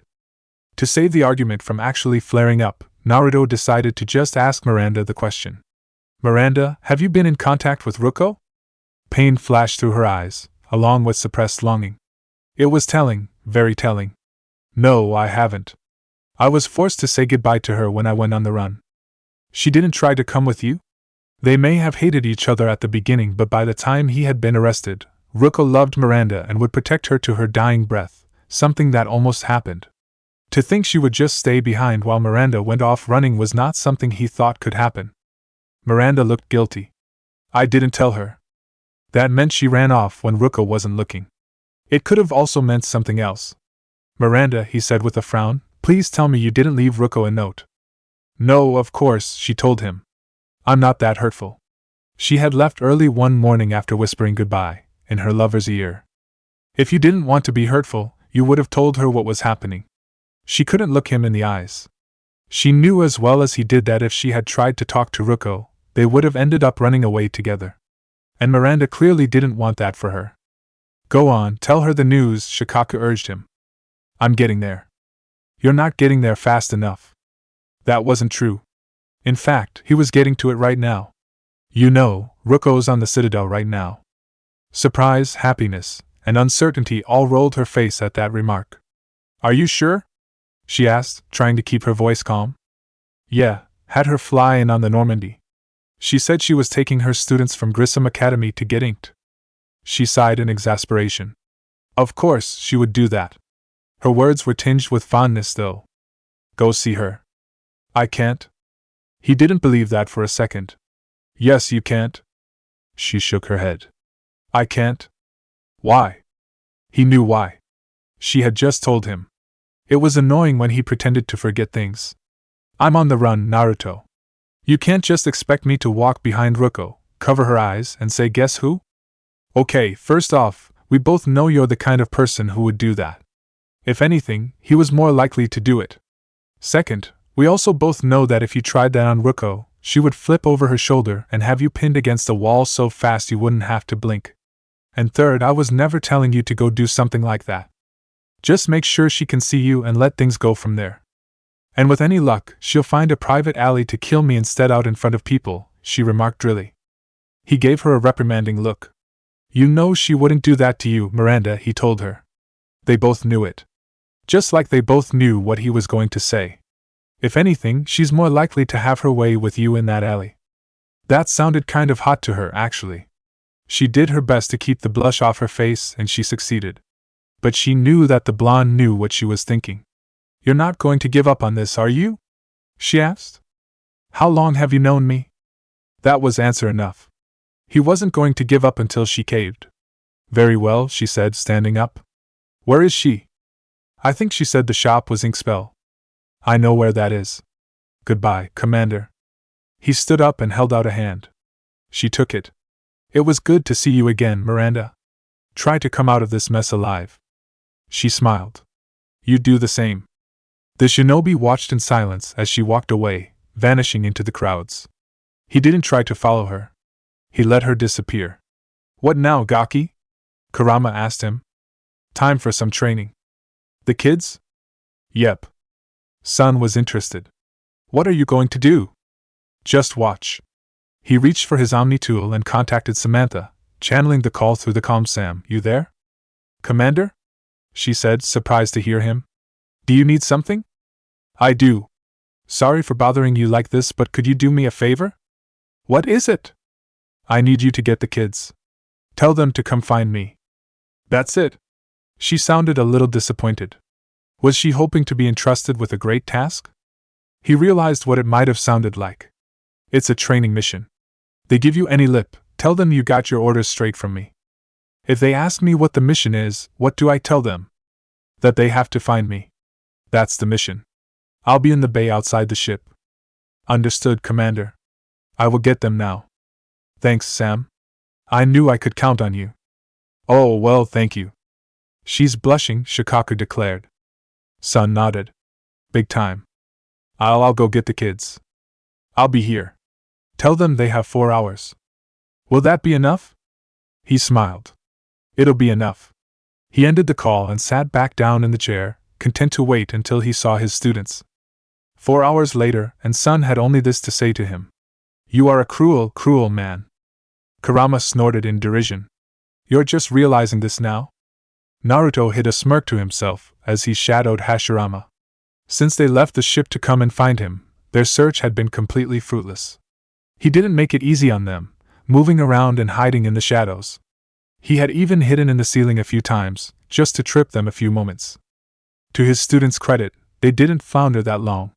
When they first came, they spent a half-hour wandering around separately, trying to find him. When that didn't work, Anko brought them back together, even grabbing Jiraiya by the collar when he tried to walk off again. They brought their heads together, and when they came back up, they went into the ship. The Biju would have said they failed at that point, but he was willing to wait and see what they would do. They did come back out, and this time with comms in their ears. They tried searching again, but with more coordination. It wasn't a smooth operation at first. There was a lot of arguing, mostly between Jiraiya and Anko. He knew they were arguing because of the faces they were making, and because he had locked onto their channel and listened in on their conversation. Once they were able to stop the fighting, for the most part, they were really able to get to work. At first, they tried dividing the bay into sections and looked through their own sections, rotating when they didn't find him. When that didn't work for them, the next thing they did was try to move around the bay in a continuous movement. While a good idea, it still didn't work for them. They hadn't found him. Hashi, it's G, Jiraiya's voice spoke over the comm. Have you found him? No, I haven't, Hashirama said back. Even though he was a few feet ahead of Naruto, the adult could hear him better through the comm. Crap. How much time we got left? 10 minutes left, Anko told him. Crap. We heard you the first time, Jiraiya. A quick look from the corner of Naruto's eye told him that Jiraiya was glaring hard at his teammate. He smirked to himself and stayed silent. He wanted to see if they could find him. Alright, have we checked the north side again? I just did, Anko told him. Nothing? What do you think? Hashi, what about you? Hashirama swung his head back and forth for a moment. His mistake was he only looked in front of him, not behind him. I see nothing. There was something of a growl over the comm. Jiraiya must have been frustrated. Anyone got an idea we haven't tried yet? No. I've got nothing, Anko told him. All we can do is keep looking. We've been doing that for the past 4 hours, Hashirama told her pointedly. Jiraiya's voice showed how irritated and angry he was. Do you think that there's an actual reason to this, or is he just being sadistic? There has to be a reason. There's no way he'd be sadistic about this. They have no idea you're going easy on them, Kurama said with dark snigger. Naruto smiled just as darkly. They really had no idea. He shadowed them for the rest of the time, waiting until the clock ran out. They knew they weren't going to find him now, but that didn't mean they were giving up. They kept searching for him until the very end. And time's up, the shinobi thought. Time's up, Hashirama announced. Damn it! Jiraiya swore. There's no use getting upset about it, Anko told him. There's every reason to get upset about it. We were supposed to find him, and we didn't. We have no idea where he is. And that was his cue to make his appearance. Kids, he said into the calm. Hashirama stiffened in front of him. Meet me by the Normandy docking hatch. He faded away from his students so he could reach the spot first. They found him leaning against the rail like he had been there the whole time. They looked angry, annoyed, but also a little worried. They were worried that they had failed. So, how do you think it went? He asked them. Jiraiya tried to hide his fear with his anger. How do you think it went? He demanded. I'm asking you, Jiraiya. We failed. People turned their heads at his shout, but he didn't care. He was too busy glaring at his teacher. We couldn't find you. Anko had noticed the looks they were getting. She elbowed him sharply in the side. Would you keep your voice down? She demanded. People are noticing. I really don't care right now, Anko, he snapped at her. You should. They were glaring at each other, getting into the other's face. It was like they had completely forgotten the blonde was there. Hashirama got between them and literally pushed them apart. Guys, not now, he told them both. We didn't find Naruto-sensei. There's no need to take that anger out on each other. They kept glaring at each other, but their attention told them that Naruto was still with them. The shinobi waited for their attention before saying, if you had actually found me this time, I would have been very impressed. They tried to understand his meaning. It didn't take them long to figure it out. We weren't supposed to find you, were we? Anko asked, an accusing tone in her voice. Not in the slightest. Jiraiya almost blew up at him again, but kept his temper under control. Then what was the purpose of doing this? He demanded, keeping his voice down. To see how you would work, Naruto told him. Hashirama frowned as he figured that out. It sounded odd and a little puzzling, but he was able to understand. Learning through failure? He asked. Naruto nodded. That's it. Yuki rolled his eyes at their puzzled looks. It's not like this was the first time they did this. They're genin, Matatabi reminded him. They're still learning everything. If they haven't figured it out, it's just because they're inexperienced. Alright, that's fair. How does that even work? Anko asked Naruto. How did you three try to find me? He asked back. Not successfully, that's for sure, Jiraiya muttered. Not what I asked, he told the kid. It was a slight rebuke, enough to get his attention. Now, how did you three try to find me? They looked at each other. It was clear they were trying to figure how to answer his question. Hashirama spoke first. We didn't do so well at first. I know, I saw. We got better. You don't need to defend yourself, Hashirama. I saw that too. And I heard everything. He blanched. You did? I did. How? Jiraiya asked. His sensei smirked and tapped his ear. They could see the calm in his ear once he turned his head. Oh crap. He should have thought of that when he came up with the idea to get the comms. He saw the look Anko was giving him. Shut up, he told her. I know already.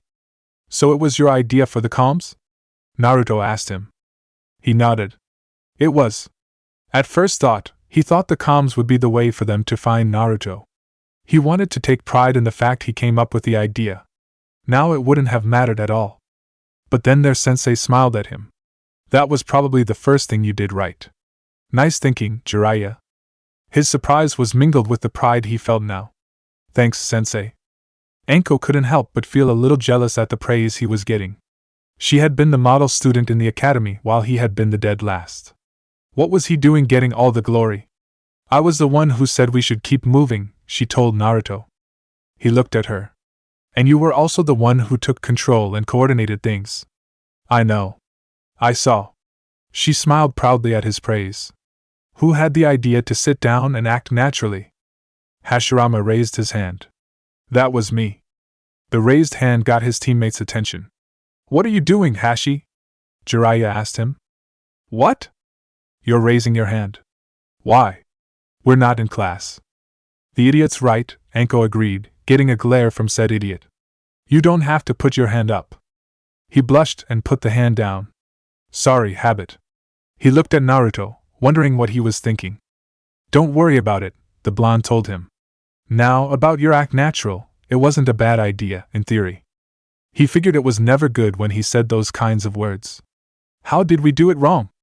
You didn't act natural enough. You guys sat down, but you also looked like you were ready to take off at a moment's notice, and you kept looking around obviously. Any enemy, spy, shinobi, or cop would have noticed there was something off about you and would have gone to check on you. What would have happened then? Anko had the answer to that. Lie our way out of trouble. What if they caught you on your lies? What if your lies didn't coordinate? She opened her mouth but then closed it when she realized that she didn't have an answer for that. All she could say was, well, crap. She knew what he was talking about. It was cover stories.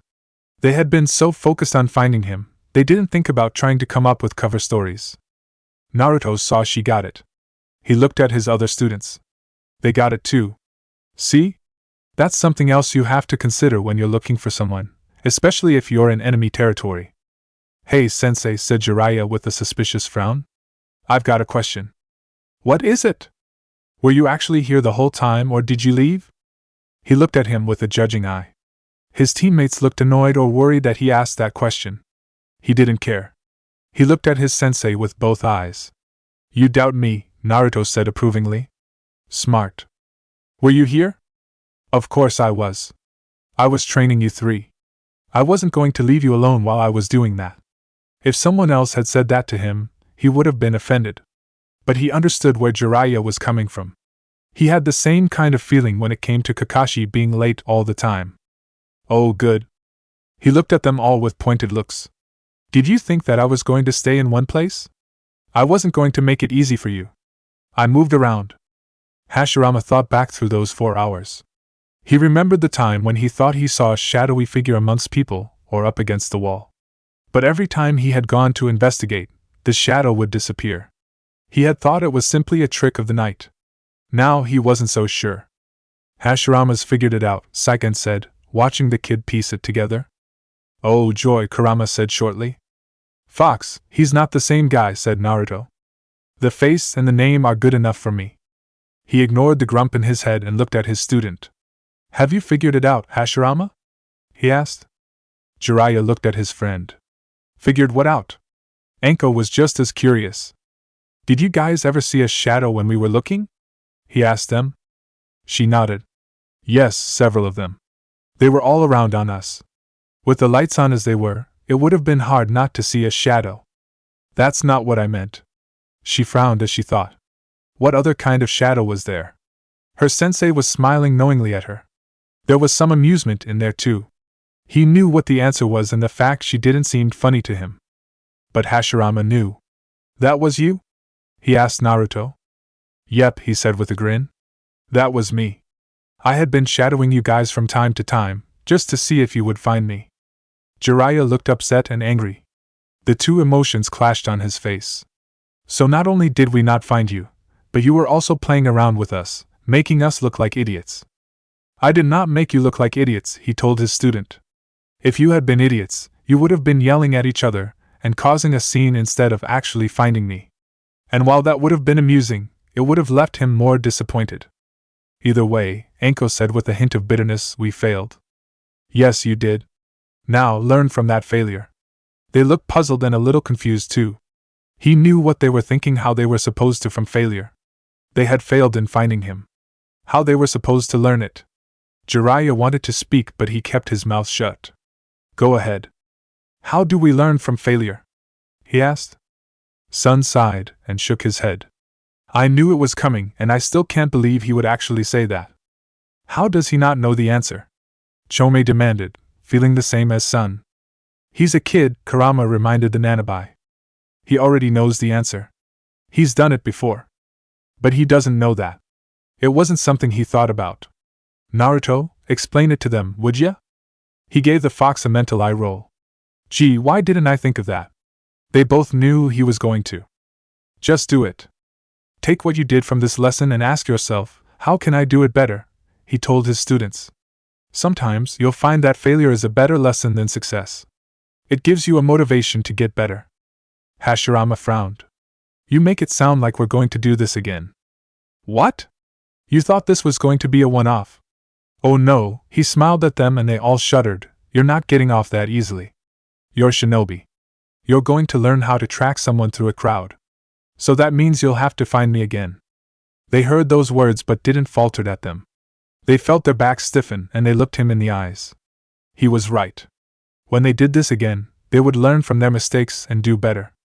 They would find him. He saw their looks and approved. They had taken the lesson to heart. Commander? Samantha asked through the calm. While surprising to hear her voice now, he replied, Yes, Sam? Dr. Chuckwas is going out to help with the refugees. She asked me to pass on the request that Hashirama come help her. He looked at Hashirama. The boy stared quizzically at him. He wondered why his sensei was looking at him. Was it something he did? Naruto turned his attention back to the calm. Tell her that he's coming. We all are. All right. I'll let her know. And Sam? He heard the pause on the calm. Don't think you're the ship's telephone girl. Nobody should have to come to you in order to pass on a message, not when they can do it themselves. I don't mind. Really, I don't, she insisted. And Dr. Chuckwas was in a bit of a hurry to get out to the refugees. Normally, I would say that's an excuse, Kurama remarked, but considering that we're in a war, I'd say that's plausible. Matatabi nodded. Yeah, same. And Naruto, Isabu added, you were treating her the same way. He didn't protest the fact. He had realized the fact just after telling her. He had to do better so he wouldn't treat her like that. Where are we headed? He asked Samantha. The holding area's in the docks, she answered. They're a level down. We're on our way. He pulled his fingers off the calm. He looked to his students. We've got a job to do. Miranda found the tattoo parlor. Like Naruto had said, Ruko was there, standing amongst her students. She looked proud of them. It was a strange thing to see on her, but Miranda thought it suited her. As Ruko turned her head, she saw Miranda sitting on the bench, close enough to be seen, and that was it. She looked back to her students. All right, listen up, she said sharply, cutting through their chatter. While you lot were whining and moaning through getting your tats, I was on the horn with Alliance Command. We've got our shipping orders. However, you've also got 2 days to do whatever the hell you want. They all looked at her with rapt attention. You serious, Prof? One of the girls asked. Bet your ass I am, Rodriguez. So go enjoy yourselves. Hit up a bar, play in an arcade, hell, go and get laid, she told them all. Just remember to be there when we ship out. She fixed them with a hard look. I find that anyone missing, I will hunt them and take it out of their hides. The students shivered, but they didn't look afraid. They trusted her and knew she meant for the best. Ruko waited until they were all scattered before she even thought about walking over to the bench. Miranda stood up to meet her. The two of them didn't say anything. The seconds crawled by and they stayed silent, looking at the other. Miranda broke the silence first. Ruko, shut up, Ruko ordered. She paused and took a deep breath. Just don't say anything. I'm still trying to decide to punch you or kiss you, and you talking makes me lean to the former. Miranda did as she was told. As the seconds crawled, she did her best not to fidget. Why should she? She wasn't a child. She just wished Ruko would say something. What's the nicest hotel on the Presidium? The blonde finally asked. The question was surprising, but one she could answer. The Gardens. Their penthouse suites are expensive, aren't they? Yes, but I've been told they're worth it. Good. Book us one. What? The question came out with no thought and genuine surprise. Ruko leaned in and kissed her, long, hard, and with passionate lust. It went through Miranda's body, all the way to her toes. I know you heard me talking to the kids, the blonde said against her throat, her voice a husky purr. I've got 2 days off and I've got you. So I'm going to the best hotel here and spending those days reclaiming what is rightfully mine. She reached down and squeezed that perfect ass. Miranda liked that idea. She liked it a lot. She liked it so much, she wasn't sure who led who to the nearest air cab. All she knew was they were doing their best not to run. The first thing Naruto and his genin heard when they stepped off the elevator was the noise. There were several voices intermingling into a confusing mess that pounded on the ears and would not let up. They could also see the people the voices belonged to. There were so many of them. Hashirama saw them all, practically crammed into the area. He was shocked at the sight. Merciful Kami, Jiraiya whispered as he saw them too. These are the refugees? Yeah, Naruto said shortly. He had seen plenty of places like this during the war. They had been on the outskirts of the villages. It was because there was no room inside the village, not when more kept coming in. Hashirama squared his shoulders. He had to be brave now. They were here to help these people. That meant all of them. Does anyone see the doctor? He asked. Jiraiya looked at the mess of people before them, trying to find the doctor. But there were too many people. He couldn't see anyone familiar. Sorry, Hashi, he told his friend. I don't see her. Then we have to go find her. He started to walk towards them. Hey, said Anko, looking the other direction. What's that? They all turned their heads to the left. There was a small section of the area made private. It was private because people were placing pictures, ads, or whatever they had of their loved ones on the wall, their names spelled out so people could see them. Some were kneeling in prayer, but the majority of them were crying, either quietly or more openly. Their sobs only added to the noise. Naruto didn't need to take a second look at it to know. It's a memorial, he told his students. For the people lost in this war. Anko watched the people crying. She felt a sob building up in her stomach. Seeing that memorial, it reminded her of the people on Earth, the ones that died. If she closed her eyes, she could still see Kenshin-sensei at the shuttle's hatch, holding out his hand for her. She was about to reach for it when an invisible hand yanked her away, along with Jiraiya and Hashirama. They had been saved, but the shuttle, their teacher, their class, was destroyed. She heard a sniffle. When she glanced back, she saw that it was Hashirama. He was doing his best not to openly cry. We have to end this war, he said in a thick voice. It has to end. It's going to get worse, Naruto told him. He wasn't being cruel. He spoke from experience. We still have to end it. Jiraiya didn't say anything. He walked over to the memorial, right up to the wall. They saw him pull out something and stick it to the wall. His shoulder was moving while he stood there. Naruto knew that he was writing something. When he came back, his face was set. He was doing his best not to cry. It was working. What did you put up? Anko asked him. I had the class photo when we left Earth, he answered. I always kept it because I didn't want to forget. He looked back at the wall. That seemed the better option. She didn't mock him or berate him like she might have. She looked at the picture and the memorial for a long second. We should help the doctor, she said, turning away. Yeah, Jiraiya agreed, turning the same way. Hashirama did too. Let's go find her then. Naruto kept looking at the memorial wall. It reminded him of the one outside the village. People had taken to putting up letters and pictures of their lost ones on the village wall. Despite being asked, and forced, not to do it, they still kept putting up the stuff. He wondered if it was still there, somewhere. He hadn't seen any sign of it when he had been in the village. Was it all taken down after the war? He wouldn't have been surprised if it had. No one liked to remember the deaths, not if they didn't mean anything. When this war ended, this memorial would be torn down, the people forgotten. Would that be a good thing? Naruto decided the answer was no. The dead should not be forgotten, not now and certainly not when the war was done. Wait here, he told his students. They wondered what he was doing as he walked towards the wall. You think he's got someone he lost? Jiraiya asked his teammates. Hashirama shrugged his shoulders. I don't know. Naruto got close to the wall, close enough to put his foot on it. That's what he did. He heard people saying something angry and outraged. But he ignored them. Once he reached the top of the wall, where no pictures were placed, he knelt down and channeled his chakra into his finger.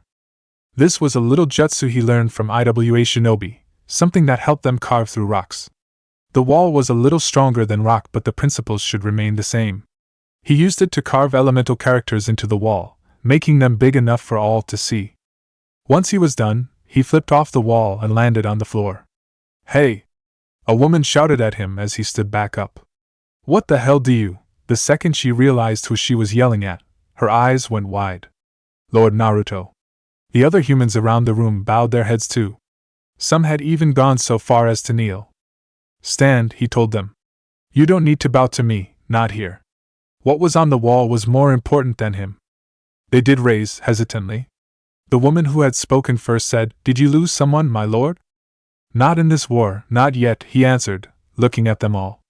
They looked at him with such hope in their eyes, even the non-humans. but I know the pain well enough. My lord, a nearby man asked, what did you carve into the wall? They all looked up at the inscription. Just something in my language. Naruto, Shikaka said. You do realize that your version of the language is about 2,000 years old, and not the primary language anymore, right? There are people who aren't going to be able to read it. Well, too late to do anything about it now, he replied. Maybe one of the people at the memorial would dare to ask him what it meant. It was a Solarian who asked the question. What does it mean? He glanced back. The inscription was big, and he could read it clearly. They will not be forgotten, he read aloud. He looked at them all with sympathy and sadness. You all deserve that much. He walked out of there before anyone could say anything else about it. They didn't need him there. His students were looking at him with wide eyes, a few of which were brimming with tears. That was beautiful, Anko told him. She did her best to wipe the tears away, but it didn't stop her voice from sounding thick. Hashirama nodded. It really was. The tears threatened to drop a little faster on him than on his teammate. Thank you, he told them all. Now, let's go find Dr. Chukwas. They all walked into the refugee camp a little quickly, just to get away from the memorial. They found the doctor just outside a makeshift medical station. It was makeshift because it was cordoned off by storage containers and was crowded inside. Ah, Commander, Dr. Chukwas said when she saw them walking up. Samantha did say that you would be coming with help. And here's the help, he replied, gesturing at his students. 3 nurses, at your disposal. Only Hashirama didn't react with surprise. The others were caught off guard by it. Wait, what? Jiraiya said, looking back at his sensei. Anko did too. You can't be serious. Of course, I'm serious, he told her. You think I would joke about something like this? He gestured at the medical station. These people need help, and you can give it. But we're not medics. You're right, Anko, Hashirama said. We're not medics, we're nurses. That means we help the medics. And they need our help. There was a strong tone to his voice, one that would have no argument about what they had to do. Come on, let's go help. He didn't exactly shove his friends after Dr. Chukwas, but it was close. How about that? Gyuki remarked. Shikaka looked at him puzzledly. How about what? Did you see it, Kurama? I saw it, the fox said. He was glad to see it. It made the kid seem less like that damn Hokage. How about you, Gaki? Did you see it? I saw it, Naruto replied. It seemed Hashirama wasn't just a spitting image of his namesake. There was some of Tsunade in him too. Was it because he was learning to be the healer, or had it always been there? Either way, it was there. He didn't go into the station, preferring to watch from the edge. He wasn't a medic and only knew basic aid. He knew better than to get involved in something like this when there were more qualified people who could do the job. So he watched his students as they literally got their hands dirty. It quickly fell into a chain of command. What Dr. Chukwas ordered, Hashirama passed on Jiraiya and Anko. He was the one who told them to get something or to help another doctor. They didn't argue with him, having seen that he knew what he was doing by how easily he followed the doctor's orders. They did their best to follow his example, but their lack of any kind of medical training made them slow and a little hesitant. In a way, this was another lesson for them. He hoped they would learn from this one too. As he looked around the station, he saw Gurus standing at the back, conferring with other Turians. Let's check on those Medigel supplies, he told a soldier standing close to him. Ararax was standing close to him. He was either waiting for an order to be given or waiting to help Gurus. Yes, sir, the soldier replied, giving him a quick salute before walking off. Gurus looked at his student. Have we heard anything from the hospital? I finally managed to get in contact, Ararax told him. The surgeons have been busy all day. It's not likely they'll be able to come out to help us. Damn, I guess we'll have to make do. He looked up and saw the blonde at the edge. Naruto. Without anything else said, he walked over to him. Naruto waited until he was there before stepping out of sight from the station. The Turian followed suit. Gurus, what's going on? We convinced the council to accept our wounded, he explained with a small shrug. Nowhere else to go. He looked back into the station. There were a lot of wounded soldiers, but it seemed a small amount. That wasn't a good thing to him. Bad? He asked the Turian. Gurus nodded. More dead than wounded. 85% killed in action. He drifted off as he looked at the wounded himself. We'll need a morgue soon, he said bluntly. Not a lot of fresh wounds when fighting the Reapers. Geez, that was worse than he was expecting. What's happening out there? He dared to ask. Our frontline units are being wiped out whole platoons at a time. A single Reaper can destroy 9 or 10 of them in one attack. Doesn't sound like a war to me. At least when he was fighting Obito, everyone knew they had a chance to beat the man and his followers. Here, that chance seemed less and less likely. Geras scoffed a little. They're called Reapers for a reason, and those guys found out why. Is everything being done for them? Personally, he wasn't so sure. A few of them might get back on their feet, but the rest. He glanced back inside again. None of the wounded noticed he did. Sympathy is all we can give them. What about you, Geras? Have you found your family? There was a quick flash of pain in his eyes before he shook his head. Not yet, but I keep hoping. What about you? He asked, quickly changing the topic. I'm starting to see some wear and tear. He looked out at the refugee camp. They were all trying to get some semblance of their lives back, but they weren't sure if they would be able to. I've been better, he admitted. Right now, all I can hope for is that this war is a lot cleaner than the last one I fought. Clean? The Turian repeated, looking at the blonde with a skeptical eye. You're kidding, right? No war is clean. Wrong choice of words, he admitted. Clear is probably the better answer. Geras was still confused. What are you talking about, Naruto? In this war, I know whatever we do, it will never match up to the atrocities the Reapers will do. Some people might have thought that sounded bleak. But the Turian knew there was something else to what he was saying. The way he spoke, it was probably something about the Fourth Shinobi World War. You're speaking from experience, aren't you? Not personally, no. But I did see enough. He looked the Turian in the eye. I've read the history books, Geras. My side are pretty much made out to be the heroes. The victors write the history. Trust me, I know. That's why I know many of the things my side weren't mentioned. They were bad? Geras asked. It was a dumb question. Of course they were bad.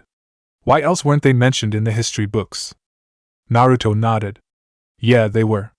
There one person who followed Obito, a woman. She was one of his torturers, one of the best. She had a talent for brainwashing the women she captured into fighting for her, and for making the men become less than nothing. If she was ever in a battle, she would never kill people. She would take them captive and would mock us if we tried to go after them.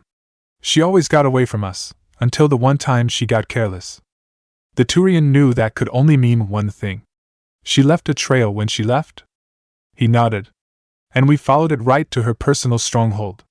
I was a part of the force that broke into it. We discovered how she was able to turn male prisoners into blubbering messes once she was done with them. His face darkened as he remembered what came next.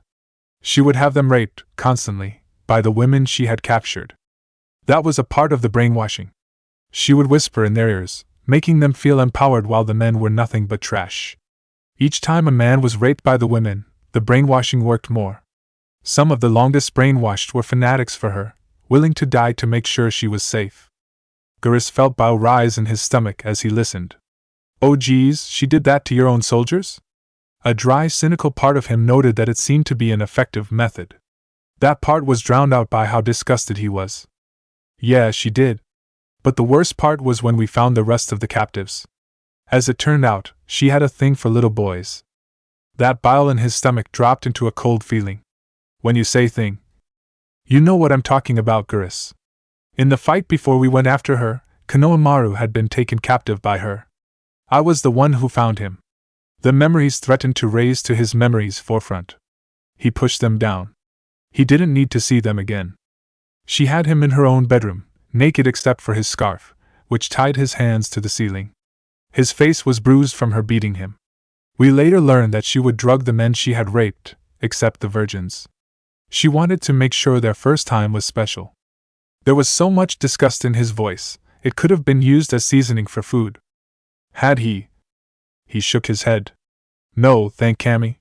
We managed to get there before she did that to him. He had suffered nightmares because of it, and it took him a while to even think about going out with a girl. That part, he had learned after reading the history books. When he had been sealed, Konohamaru was still prone to avoiding the women he didn't know and ignoring the subject of dating with the ones he did. What happened to the woman? Naruto didn't say anything to him, preferring to look out at the crowd. It gave the Turian a bad feeling. Tell me you killed her. Tell me you had that bitch killed. Not right away, he replied. It would have been too easy, and she wanted it to happen. None of us were in the mood to give her what she wanted. That night, after we ensured that she was bound and unconscious, we all discussed what we should do to her. That night, we all felt death was too permanent for her, not unless she gave us what we wanted. It was B who suggested our final course of action. He could still remember him standing next to the wreckage, his face dark and serious. He wasn't the same guy he knew. None of them were that night. There were a few protests to the idea, but Tsunade agreed to it, and so did the wreckage. They silenced the protesters by telling them turnabout is only fair. Geras wondered what that all could have meant. Whatever it was, it couldn't have been good for the woman. He shouldn't feel bad for her, but whatever it was Naruto was going to tell him, it would probably make him a little sympathetic. He hated that idea. What happened? He forced himself to ask. We took her back to Konoha. Once we were there, Tsunade had me and some of the other men go out into the village and find the vilest, most misogynistic men we could find. We came back with about 50 of them, maybe a little more. We brought them to the prison, where the woman chained in a large room, enough to fit them all in. The only thing the men were told was to have fun. Geras was right. He did feel a little sympathetic. She was raped. And beaten and demeaned, Naruto added. And in order to break the brainwashing she inflicted on her women captives, we made them watch her be raped. And you let this happen. His voice wasn't exactly accusatory, but it had a hint in there. I watched the first round from the other room, same as the others. Wait, the first round? He wondered how long it had gone on. 4 hours? Tsunade decided that a week was enough. A week? She had been raped for a week. Non-stop, he said shortly. And you let it happen. This time, the accusation was there in full force. He never thought that Naruto Uzumaki would let something like that happen. He might have groaned about how people thought he was pervert thanks to his teachers, but there was one thing they had passed on to him, and that was an uncompromising hatred for rapists. He remembered when they came across one on Omega. Naruto eviscerated him with a kunai and left him to die in the alleyway. But he let this happen without stopping it. He had even helped it. Naruto looked at the Turian with his own furious gaze. That woman had someone I considered to be a little brother tied up by his own scarf so she could rape him. She had turned women I had known into raging fanatics and men into messes we were never sure if they could completely recover from. What's more, she was proud of what she did, taunting us with the details every time she was awake as we headed back to the village. I wanted to see her suffer for what she did, make her pay for it all. You're damn right I let it happen. When I heard her start screaming for them to stop, it felt like the sweetest music to my ears. He always found darkly ironic that she never once thought her own methods would be turned against her. Geras kept the bile in his stomach from coming up. As much as he couldn't believe what he heard, he knew what Naruto said was the truth. Hell, he probably would have done the same thing in his shoes. Sidoni's came to his mind. He had wanted his revenge on that man and nearly had it. But Eric had wanted to know why, and when they heard the reason, Geras found he couldn't kill him. But this was different, much different. What happened when the week was done? He asked the shinobi. She was no better than the men she had raped. When pressed for information, all it took was the threat of the men to make her sing like a bird. She begged for death, but Tsunade refused her, telling her that she wasn't going to get off that easily. She was thrown in a maximum prison, where the guards had been informed of what she had done. And that was it? For her, yes. What about the men who raped? Tsunade thanked them for what they had done but warned them it was a one-time only. If they ever tried to do it again, they would be killed. He smiled grimly.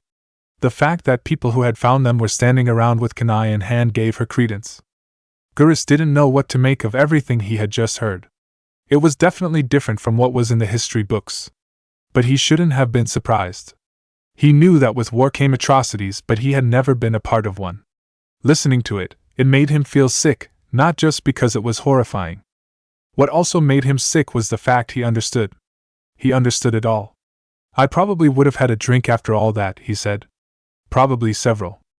We did too, Naruto replied. We wanted to forget what happened so much. We didn't care if Lee got drunk alongside us. The pain in the morning was worth it. So you expect this war to be cleaner than that? he asked, going back to what the original point was. I hope so. What he described to the Turian was just one atrocity. There had been plenty more that he had seen and probably even more that he hadn't, something he was grateful for. They stayed silent for a moment longer. In that moment, Arax came up to them. Sir, he said to Gurus, I got word that more soldiers are coming in.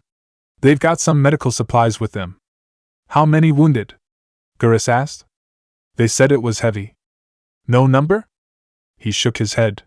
None that they told me. That could only mean the entire group was going to be wounded, with probably a few of them dead or on the way. Damn it, he groused. Then he stiffened his spine and told his student. Come on, we have to go direct them here. Naruto, you're going to be fine, right? The blonde nodded. Yeah, I'll be fine. Dr. Chukwas can keep an eye on the kids without me hanging around like a mama bird. He looked inside and signaled Dr. Chukwas. She came over with a questioning look. Keep an eye on them, document, make sure they're worked hard. She nodded, understanding. Of course, Commander. After he left the refugee camp, he had taken to wandering around the citadel. In his wandering, he found himself outside a club called Purgatory Club. There was loud music thumping through the door, and the lights outside were bright. He was curious, so he went inside. The second he did, the music grew 10 times as loud. He walked into the club itself. The place was big, clearly occupying several levels. He walked in on the lower level and there were flights of stairs going upwards, towards the middle. That seemed the central area since it was the biggest structure inside the club itself. He spotted a bar on the level 1 below the central hub. That seemed an easy place to go see how things were. He walked past people who were clearly enjoying their time here. They all had drinks in hand and talking just as loudly as the music so they could be heard. A voice over speakers said something that was lost in the music, but he heard cheering from up the stairs. If he had to guess, that was where the dance floor was. He found James at the bar. The Marine turned just in time to see him coming. Hey, Commander, he said in greeting. Nice to see you here down in the dirt with us grunts. You make it sound like I spend all my time in offices doing nothing, Naruto said back, looking pointedly at him. They both knew that wasn't the case. Whoops, sorry, he apologized, albeit with a smile. I didn't mean anything by it. Then what did you mean? It was a good thing he had a reason. See those soldiers over there? He asked, gesturing with his head. Naruto looked and saw a mishmash of human soldiers. There was a chosen man amongst them, a samurai, and an Einherjar too. They were all drunk and talking to each loudly. None of them officers, just soldiers fighting the war. Naruto watched for a couple of seconds. That was all he needed to understand. He could see how they were eyeing him quietly even as they were talking to each other. They were watching him. Your point? He asked the Marine. They'd been buying me drinks all night. You know why? Same reason they got all quiet and serious when you walked in. Kurama scoffed. If that's their idea of being quiet, I would love to see how they are loud. Naruto ignored the fox for the Marine. Is it because of my rank or who I am? Either one of them could be the answer. James just shrugged his shoulders. Does it matter? They have the same effect. Not true. People usually try to bow when they realize who I am. Having seen that from a few people, he understood. Well, you've got a point there. You used to be the same, he reminded the man. Now you act like there's no kind of rank or legend between us. Sure, he admitted. But I've fought with you. I've seen you in action. Don't get me wrong. You're good. Definitely one of the best. Thank you? His next words were spoken with a grimness. But I know you're human, just like me. Well, not exactly like him, Shikaku remarked. Kurama swatted him with his tails. Shut up. Ow! He yelped in pain, rubbing his head. Naruto chose to look over at the drunk soldiers. Not like them? James smirked. Nope. I still remember the day they made you the first human specter. I watched it on the vids, just like all of them. You should have seen when I chewed out the council for what they didn't do once I brought them actual evidence of Saren's betrayal. Saw that video too, he replied. It's been 3 years and I still watch it to enjoy seeing the council squirm. Naruto knew what he meant. He had seen the video himself a couple of months after the fact. He wasn't insulted that someone had recorded the meeting. Who was it who made that video anyway? Not sure. Probably an intern or assistant. He realized what was happening and got back on point. Look, to them, he gestured again at the soldiers, you're still larger than life. Naruto frowned. I'm not larger than life. I'm just me. It was one of the reasons why people seeing him as a living legend always made him feel a little uncomfortable. They weren't really seeing him. Sure, but they don't know you. They just know what they've been told, what the history books say about you. His frown deepened. I really can't argue against that, can I? You really can't. Listen, he said, you want them to see you're one of us, right? Wouldn't hurt. He liked people to see him as him, not the legend. He grinned. Then buy them around. The blonde looked at the soldiers again. They were still holding drinks that hadn't been finished. They were also getting louder. Some of them were throwing looks at a group of Turians nearby. I don't think that's a good idea right now. James shrugged his shoulders. Well, you could at least buy me around. He smiled. That I can do. He approached the bar and tapped the counter. The bartender turned around and looked at him. Hey, you got sake? The Solarian shook his head. No sake. Not a big fan of sake, James told him. All right, whiskey, he said. 2 shots. It was a drink Zaid had introduced to him back during his time on the Normandy. Naruto found he enjoyed the drink but in small amounts only. It was good thing they came in shot glasses only. That I can do. The bartender turned around and grabbed what he needed. They watched him pour the drinks. James realized something. Ooh, this could bite ya, he told Naruto. He looked at the Marine puzzledly. What do you mean? He's using high-end whiskey. That stuff pricey, very pricey. He lost his puzzlement. It's alright. I can afford it. The last time he checked his bank account, there was enough money in it to make Jiraiya proud and a little jealous. Enough to do shots in a row? We're not going that far, James. I'll have a drink, not drinks. Thank you, Kurama said. I don't think any of us wants to get drunk again. He could still remember the Krogan party. As the bartender served their drinks, a loud hey echoed over the music. They both turned to see the soldiers walking over to the Turians. Oh, James said. The soldiers reached the Turians. The chosen man got up close to the leader. You, he said, pointing at him. The Turian was baffled. He was trying to figure out why a human had gotten in his face. What? He asked. We can hear you from over there. He pointed wildly at their table. We don't need to hear you. His eyes got mad. What we talk about is none of your concern. It is when we can hear you. We don't need to hear Birdie. His voice was slurring, showing just how drunk he was. The other Turians stood up, angry. The other humans stepped forward eagerly. They wanted a fight. You mind your tongue. And you should shut up. Your drinks, the bartender told Naruto and James, placing the shots on the counter. He saw the brewing fight with annoyed exasperation. I'll call the bouncers if you'll excuse me. Don't bother, Naruto told him. Sir, I cannot allow this fight to happen. And you won't. He stepped away from the bar. We'll take care of it. We will? James asked.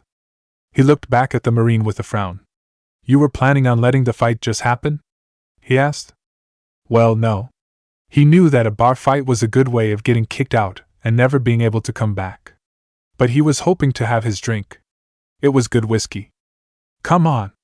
The Marine looked at their drinks longingly. Come on, Naruto said again, putting a little more command in his voice. It worked. He stepped away from the bar. They approached the soon-to-be fight and got in between the groups. All right, break it up, James ordered the humans, pushing them back. Naruto didn't touch the Turians, but he did stand in front of them. It's best if you stay back, he told them. They wanted the fight, one of the Turians shouted. He looked at the guy. He was at the front with his talons out ready to fight. And you're ready to give it, he said back. Keep back.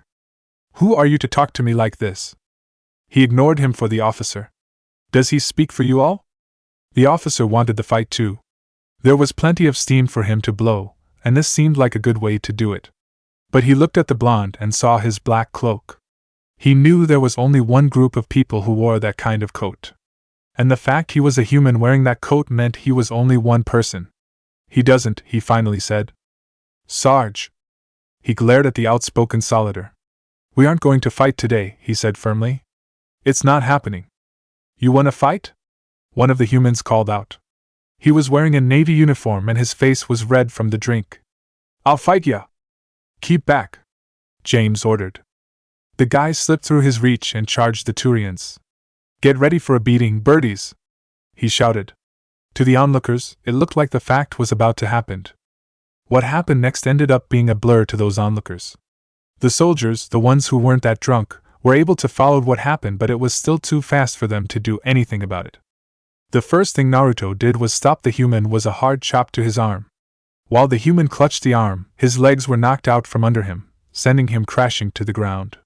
The human tried to get back up, still eager for the fight. But now, he was also mad. "Fuck you, you!" Strong fingers grabbed his head and shoved it back to the ground. "I recommend that you don't finish that sentence," Naruto told him, leaning close to his ear. "Getting kicked out of the military will be the least of your problems, and that will only be what the Alliance does to you. Am I clear?" While the soldier was drunk, he wasn't that drunk. He heard the warning and the threat in the blonde's voice. It gave him a shiver down his spine. "Clear," he answered. "Good." He let the hand go. The soldier stood back up and went back to his own group. He glared drunkenly, but Naruto's ice-cold eyes kept him from doing anything else. He looked at everyone around him. "There's no fighting happening tonight. We've got enough problems as it is. You want to fight someone? You go and fight the Reapers." The humans grumbled but went back to their own table. James breathed in relief once he knew they were there. They would keep to himself. "That was impressive," the Turian leader told Naruto. "I've never seen someone stop a fight before it's begun so easily." Personally, the blonde didn't think there was much to it. "It's just a matter of knowing what to do and say," he told him. "Indeed. If I may, I would like to buy you a drink, as thanks." His men looked surprised that he would even suggest something like that. "Sure," he said back. "My friend and I could someone to talk to." He looked back at James. "I'm just buying you a drink. We probably shouldn't talk. That would rile up the men faster," in his mind. Naruto just grinned. "We'll see." His Omni tool lit up, telling him there was a message. He stepped away and opened it up. It was from Miranda. It simply read, "She took me to a hotel instead of the alley." Codex entry, People Kiba Inuzuka. Born to the clan head Some Inuzuka, Kiba Inuzuka's early shinobi career was rather standard, and as he was the second child, he wasn't expected to become clan head after his mother passed away. He became distinguished during the Fourth Shinobi World War, as did many of his comrades. See Konoha 12. During the war, he was known mostly for taking part in search and rescue missions. He was also known as a fighter because of those missions, so much so that other shinobi knew if he was still fighting, there were people who needed to rescue. After the war had ended, he also took part in the reforging, helping greatly in retaking the Land of Water, see Operation Intentional Failure, and the Land of Lightning. But by the time peace had been made after the fighting, his mother had died during the war and his elder sister, Hana Inuzuka, had died during the reforging. He became clan head at a young age while still only a chunin. He proved to be a good clan and helped the elemental nations come into a time of prosperity. He helped the Konoha police force train their tracking dogs, using techniques from his own clan. He also became a part-time instructor at the academy, usually teaching the younger children. When the War of Three Flags began, he was one of the few shinobi who advocated a strong stance against the frontier and Midgard, believing that they shouldn't just wait and defend. He believed that they should strike out and mark their territory, keeping the other nations from trying to invade them again. When the elemental nations did go on the offensive, he joined Sasuke's march. He played a vital part in the campaign, being the one who actually caught Augustus Ursity. He was there when the Iron King surrendered to Sasuke. When peace came again, he spent time in the frontier, teaching the Empire's armies how to properly track, something they had lacked. Kiba married Hinata Hyuga after the reforging. Their life together was a happy one, and their love was thought to be one of the greatest romances in history. He had never felt that way, however, and had stated if Naruto Uzumaki hadn't been sealed away, he would have been the one who married Hinata. They had several children, each having either the Byakugan or a canine partner. When Kakashi Hatake stepped down as the Hokage, he was one of the few who had been offered the title of Nanadame Hokage, which he refused, letting the title go to Konohamaru Sarutobi. He infamously stated, "I'm too long in the tooth for something like that." He lived to an old age, the same as Shikamaru Nara and Sakura Haruo, and was called the Old Dog. It was a title he accepted with humor. He spent his old age training the clan children how to work with their partners, having lost his own partner, Akamaru, to old age and never taken another. He died of a heart attack in his sleep, dying quietly. No one mourned him more than his clan and his remaining friends.